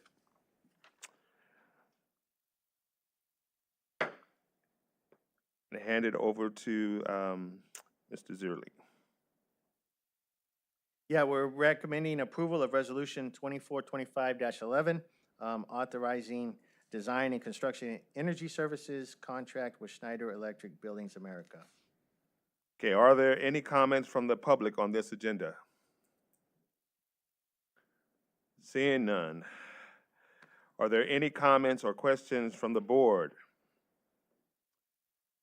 Trustee Marks. Thank you, President Irvin. It's awesome to see all the savings. I'm always impressed with how much we can save.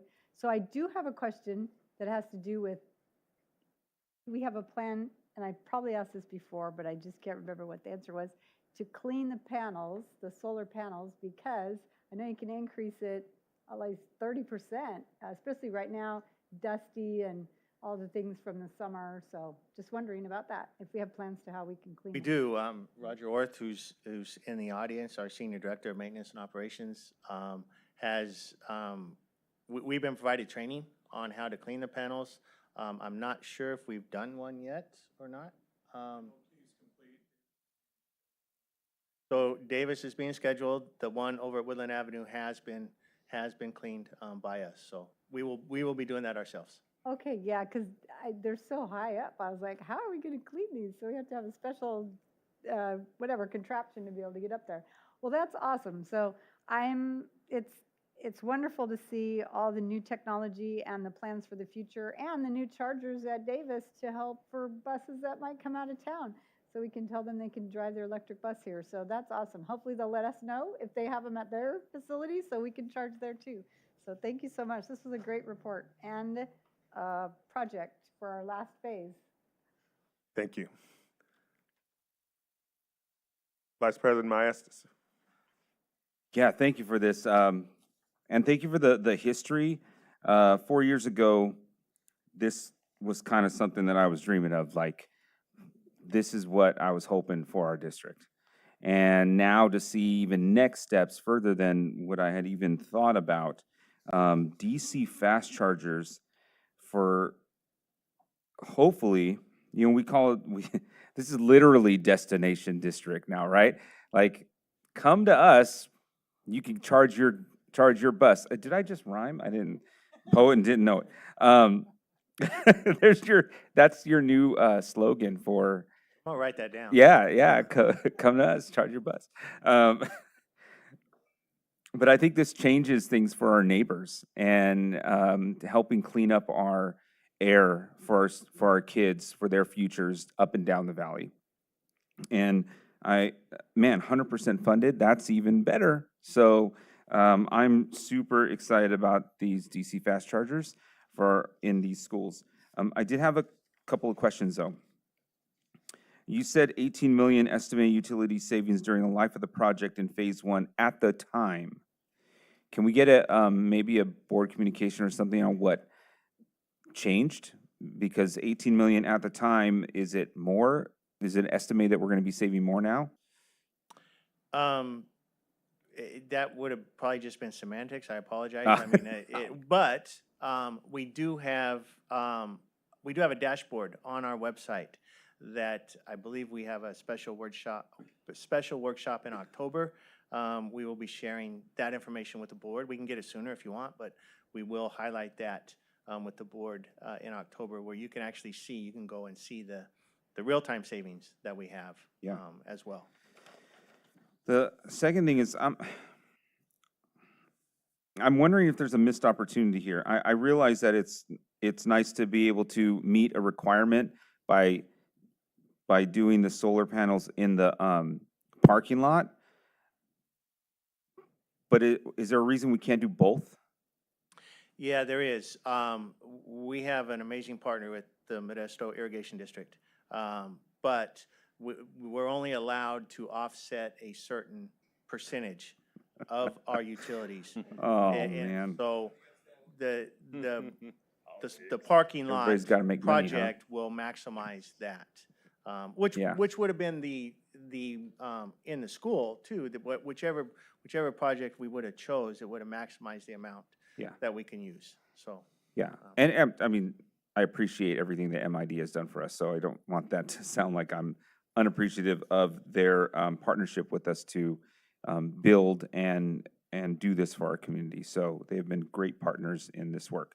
All right, thanks. thank you. One thing I should have mentioned, I'm sorry, in the presentation, today we kicked off a district-wide sustainability committee. So what you've seen here in these 4 phases is a lot of great operational additions that we've added, or we will be adding, but now we're going farther. And we're involving students, we're involving teachers, we want that to be in the classroom as well. And I should have mentioned it earlier, and I apologize, I did not. Oh, okay. I have a couple questions. So again, I am also very into solar. Actually, my little brother has a solar company, so I always keep up on stuff with him. Matter of fact, he just sent me 2 Tesla batteries for my solar system at home that's about to be installed. And the good thing is I got them at his cost. So, but I wanted to know, speaking of batteries, is there a need for us to have backup batteries with any of our solar systems and things like that on our campuses? Or like rolling blackout, I don't know. We've talked about that, and we don't see a need. We do not see a need. Now that depending on who you talk to, there's pros and cons of having battery backup. And it actually may be now required. I think it may be now required in new construction from the state of California, but for all of our projects at this point, we have not identified a need for that based on the cost of it. But we can get you more information. I don't know if Elliot, if you have information on that or not, you can share. But For all of our projects, the first 3 or 4 phases, we have not considered that at this point in time. But Good evening. Can everybody hear me okay? Yeah. Yes. Awesome.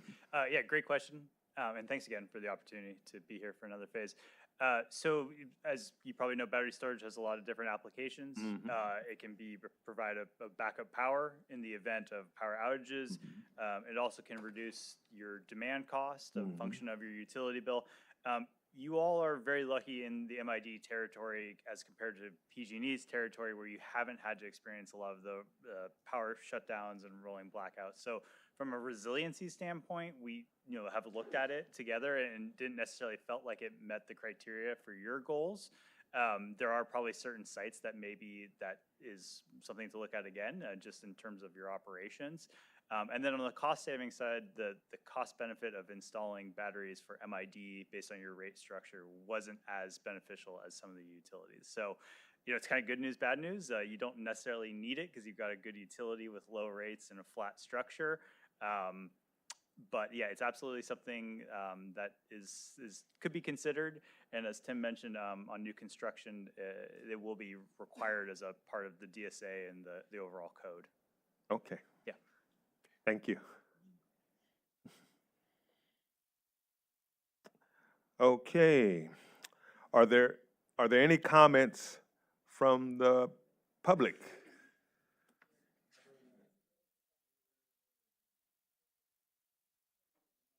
Oh, yeah. Do have to close the meeting.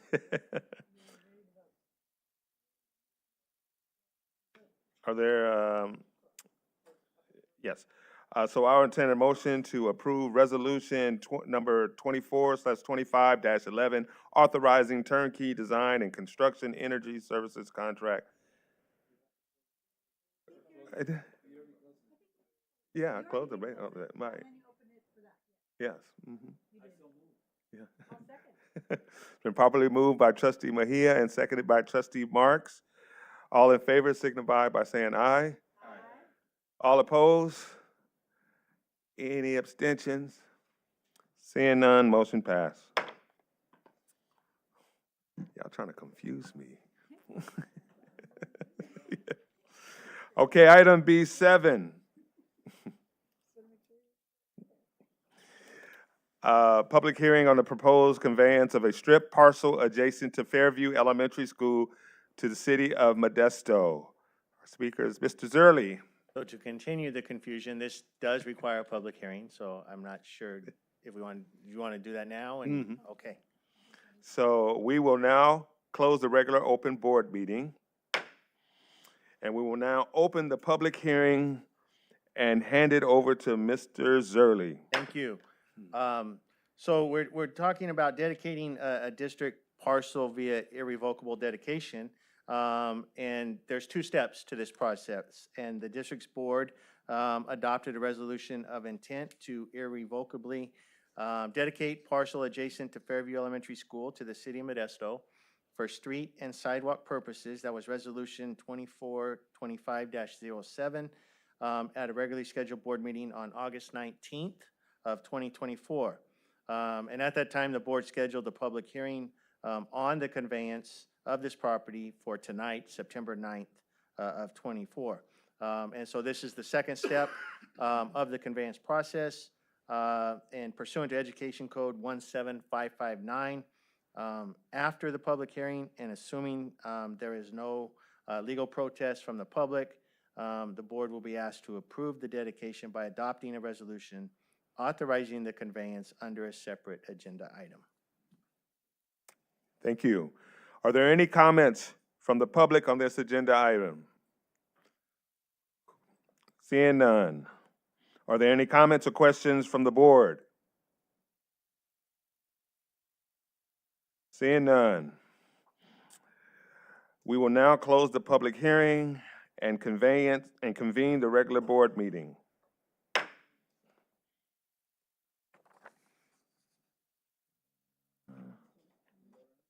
No, item B8. Yes, the next. B8, approval by a 2/3 vote of resolution number 24/25-10, resolution conveyance to irrevocably dedicate parcel adjacent to Fairview Elementary School to City of Modesto for street and sidewalk purposes. Mr. Zerly. And there's a reason we don't do a lot of land transactions via conveyance. It is confusing. But after the public hearing, and hearing no comments opposed or negative comments to the transaction, staff is recommending that the Board of Education approve by a 2/3 vote, Resolution 2425-10, a resolution of conveyance to irrevocably dedicate parcel adjacent to Fairview Elementary School to the City of Modesto for street and sidewalk purposes. Thank you. Are there any comments from the public on this agenda item? Seeing none, are there any comments or questions from the board? Trustee Lopez. As the trustee in that area, and a long-term resident of Southwest Modesto, I'm excited for this as to bring new affordable housing to the area, and so I'm glad, and I will make the motion to approve. The motion has been made to approve. Second by Trustee Mejia. All those in favor signify by saying aye. Aye. All opposed? Any abstentions? Motion carried. B9, review of COVID sunsetting reduction recommendations for the 2025-2026 school year and to establish a special board meeting on November 12th, 2024 to discuss COVID sunsetting reduction recommendations for the 2025-2026 school year. Mr. Zerly, again. Thank you again, President Irvin, trustees. This will be the last time you hear from me tonight, I promise. But this is phase 2, and we'll talk about that. Almost a year ago, we did phase 1 of our sunsetting COVID funds realignment process. And just to remind you or refresh, the impact of COVID-19 brought not only Modesto City Schools, but a lot of public schools or public agencies funding from both state and federal programs. And for public education, it was aimed at bolstering student outcomes and mitigating the challenges brought about by the pandemic, and as we brought staff and students back to in-person learning. And beginning in the 21-22 school year, these funds began to be sunsetted or removed from our budget. The time to spend the dollars had passed. And others are earmarked for the subsequent 2 years. And so we're going to talk about phase 2 of that, which is what we're bringing forward to you now. In reviewing already approved COVID funds guiding principles, we'll review just quickly the timeline set forward for this year, 24-25, for realignment in the 25-26 school year, and then approve an additional board meeting. It says special, it probably should have said an additional board meeting on November 12th. And we'll talk about why that date's important for timelines and also transparency of what we're trying to accomplish here. Again, here's our district Y. And again, I mean, much like our district budget, I mean, our COVID funds directly align with this vision, our collective Y as well. And then strategic goal 4, which is ensuring the district is fiscally and operationally sound. And as I mentioned, COVID funds were provided one time from both federal and state agencies to mitigate against conditions brought on by the pandemic. We received over $230 million for our district to help respond to COVID-19. And the spending deadline has passed for the majority of the funds. ESSER 1 funds and ESSER 2 funds have passed. ESSER 3 and AB 86 funds expire this month on September 30th of '24. So those funds, I mean, for all intents and purposes, are already have expired or been encumbered to expire. The remaining Learning Recovery Emergency Block Grant funds expire on June 30th of '28. So we do have some time for the last pot of money through the state of California, our Learning Recovery Emergency Block Grant funds. The initial funding received focus on health and safety protocols. You know, I mean, we still see some of those today. I think we have filters in this room. They're still in classrooms. There's still disinfectants. There's still a lot of items that we purchased one time for health and safety protocols, but also to support the return to in-person learning. Additional funds then were provided to focus on learning loss mitigation, which were supports to our students and staff. And so we developed guiding principles with input from our educational partners. What would be the guiding principles we wanted? We all agreed on when we talked about realigning our budget for the elimination of one-time funds that really brought about some amazing programs, some amazing services, some amazing purchases, amazing people. You know, how are we going to now realign now that those funds are gone as well? And then on November 6th of '23, the board approved the guiding principles and the process for sunsetting COVID funds. And then November 20th of '23, the board reviewed recommendations for program realignment. That was our first conversation with the board about, okay, what's it going to look like to realign our programs? And then on December 11th of '23, the board approved phase 1 of a 3-year process, which was our program realignment recommendations at that point in time. These were the guiding principles that through input with our educational partners, through input with the board, are the 4 core elements of our sunsetting COVID funds that were board approved on November 6th. Student-centered is the first and really the foremost of everything we do is student-centered. Equity and access was another one. Prioritize core educational goals and consider long-term investments. So when we're looking at program realignment, I mean, these were the core principles that we were going to set down and look at as we looked at all of our programs, not just COVID-funded programs throughout the district. That brings us to timeline for 25-26 realignment. So when I say 25-26, that's our next fiscal year.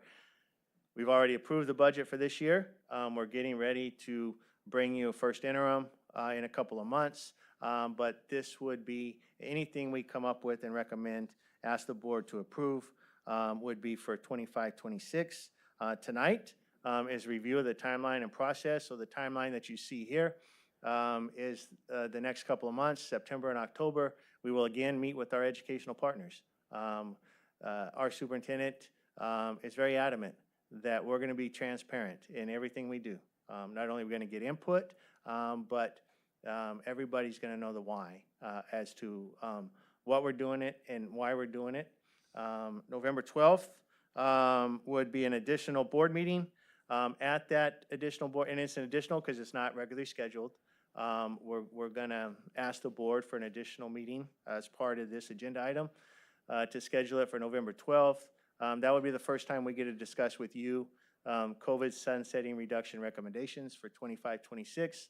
We already have a regularly scheduled board meeting on November 18th, so less than a week later. Then the board would be asked to approve the COVID sunsetting reduction recommendations for 25-26. And why are we doing this? Why are we doing this on this timeline? Then in December and February, we would be able to review again with our educational partners, but also begin the staffing timeline for 25-26. Associate Superintendent Mike Henderson and HR, his staff and HR has specific timelines that they have to follow. Doing this in November maximizes that timeline in an effort to be as efficient as possible with the reporting for any employee staff reductions, whether it's classified management or certificated. This would help out with the timeline for that. Next steps, again, employee reductions. While right now we're not discussing any, we haven't come up with any. But we did hire people with one-time money. One-time money is expiring. And so not necessarily, again, we're going through a process with the help of our educational partners, with the help of the board. What does that look like? What is 25-26 going to look like from a staffing perspective, a program perspective? But we do have employment opportunities in Modesto City Schools. We are a large employer.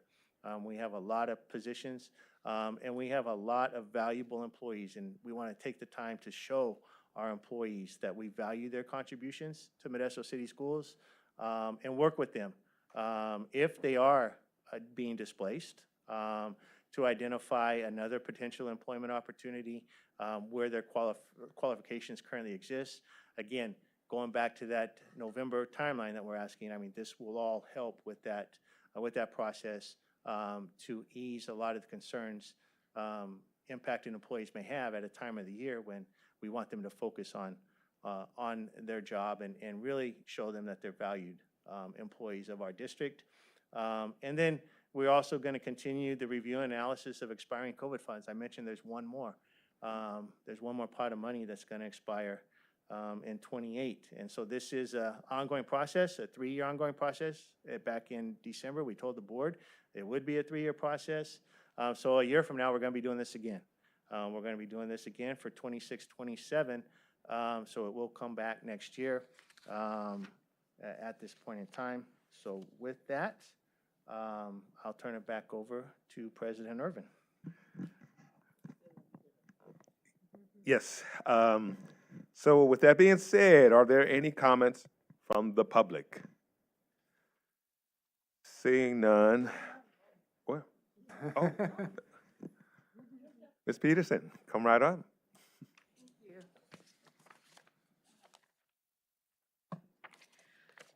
I would like to say that I believe CSEA is one of the educational partners you're talking about here. And as such, we'd like to encourage any opportunities for retraining our existing employees. Per our contract, you know, an employee has to have completed their probationary period in another position in order to be offered that position if they're being laid off. And so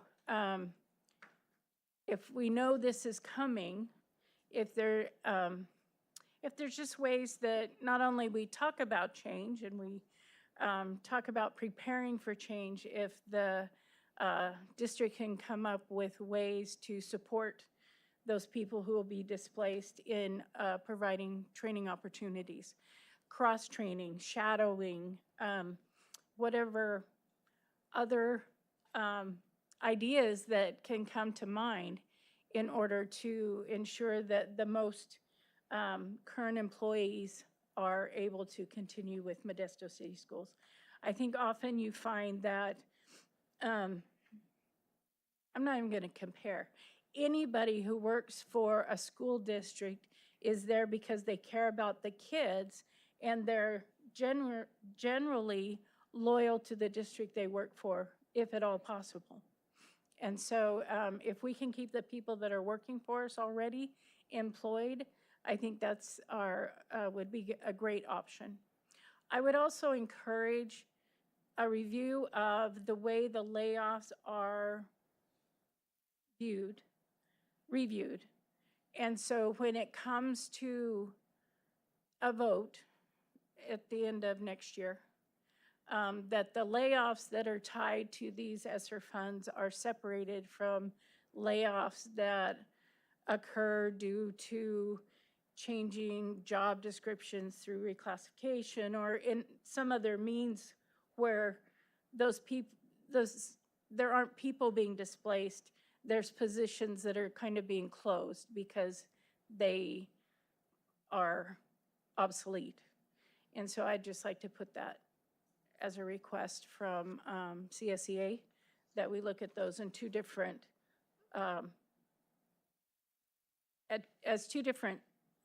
types of layoffs. So we can truly look at the individuals as well as the positions. Thank you. Thank you. Are there any questions and comments from the board?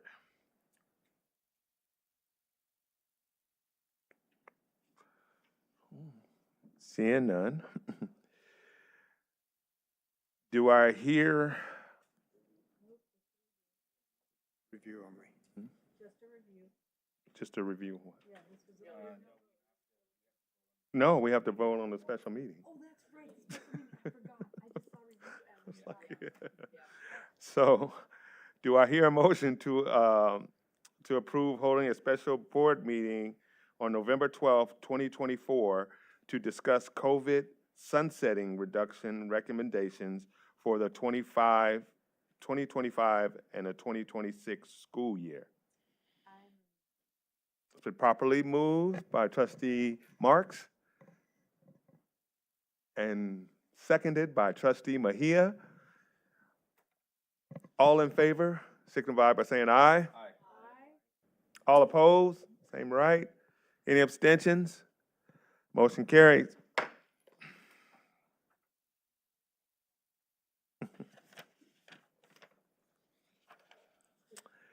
B10, ratification of letter of agreement between Modesto City School District and Modesto City Schools Manager for the 2023-2024 addendum and 2024 and 2025 school years. Mr. Henderson. Good evening, Board President Irvin, trustees, Dr. Noguchi, and cabinet members. It's my pleasure to bring forward this item for your consideration, a ratification to the letter of agreement between Modesto City Schools District and MCS, or Modesto City Schools Manager, for management compensation package reflecting an addendum to the 23-24 school year. That agreement, that's already passed, and agreement for the 24-25 school year. The board may recall that the district settled with CSEA in June of 2023, and the board approved the 23-24 agreement with managers on September 25th, 2023. As it's been practice, the management agreement included a term with a stipulation that if the district were reaching a final ratified agreement with, in this case, MTA after that, that provided across the board higher total compensation package than that provided and agreed upon by the management group at the time, that we would reopen or get back together and talk about that difference and any adjustment or application of that difference. The term commonly referred to as the Me Too clause came into play after the approval of the management agreement when the district reached a negotiated settlement with Modesto Teachers Association. The board is aware that those negotiations were a long and protracted process, but ultimately one that arrived at a positive outcome. Because the final agreement with MTA represented a higher across-the-board increase in salary and benefits than managers, the district engaged with managers regarding the difference, and in so doing, managers indicated the desire for a 2-year compensation agreement. The result is a letter of agreement before the board for approval tonight. The agreement includes a 1.25% ongoing increase to the management salary schedule retroactive to July 1, 2023, and an increase of $150 per month in the district contribution to health and welfare, which benefit plans for those who sign up effective January 1, 2025, and the continuation of the hiring incentive for hard-to-fill positions. The fiscal impact is as it is stated in the item, and it's our recommendation the board approve this item as stated in the recommendation on the agenda. This would be, again, the 23-24 addendum and 24-25 compensation package of this letter of agreement.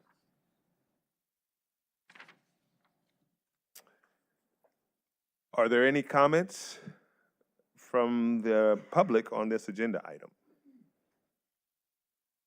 And none. Are there any questions or comments from the board? Seeing none, I'll entertain a motion. Been properly moved by Trustee Bahia, and seconded by Vice President Maestas. All those in favor signify by saying aye. Aye. All opposed? Any abstentions? Motion carried. B11, public notice to approve waiver request of California Education Code 442.53.11 to submit waiver to request the California Commission on Teacher Credentialing. Mr. Henderson. All right, trustee. Board President Irvin, thank you. Looking at the motto up there that every moment counts. And a lot of moments with Mr. Zerly tonight. Hats off to Mr. Zerly. He had a lot of agenda items at a very busy time and carried those off very well prepared, and I appreciate that. Just wanted to take a moment to do that. I appreciate that the board also believes that even these moments count at the waning hours of a board meeting. Item B11 is a waiver request related to the credential requirement for one certificated instructor as required by the Commission for Teacher Credentialing. In this case, it applies to a CTE teacher who's proficient in their respective industry, but who doesn't yet have formal pedagogical training in instructing English learners. Upon approval, this waiver covers the requirement while the teacher completes the coursework as part of the process of clearing their respective credentials, and we recommend the board approve this item. With that being said, are there any comments from the public? Seeing none. Any questions or comments from the board? So moved. It's been properly moved by Trustee Brown and properly seconded by Trustee Daly. All in favor signify by saying aye. Aye. Aye. All opposed? Any abstention? Motion carried. B12, public notice to approve waiver request of California Education Code 44270 to submit waiver request to California Commission on Teacher Credentialing. Mr. Henderson. Board President Irvin and trustees. Item B12 is a waiver request related to a credentialing requirement for an administrator as required by the CTC for the preliminary administrative credential. In this case, it applies to one administrator, previously a student services administrator, who was selected to be an assistant principal in a position. It's been verified that the individual has the appropriate units for the waiver and that the individual will complete the program in December. Upon approval, this waiver covers the requirement for employment in the position for which they were selected. And again, we recommend the board approve this item. Thank you. Are there any comments from the public? Seeing none. Are there any comments or questions from the board? Seeing none. I'd like to entertain a motion. Motion by Trustee Daly. Second? Second by Trustee Lopez. All in favor, signify by saying aye. Aye. All opposed? Any abstentions? Motion carried. Skip. B13. G3, items to be placed on future Board of Education agenda. Seeing none, I will entertain a motion for adjournment. Been motion by Trustee Daly. Second by Vice President Maestas. All in favor, signify by saying aye. Aye. All opposed? Any abstention? The meeting is now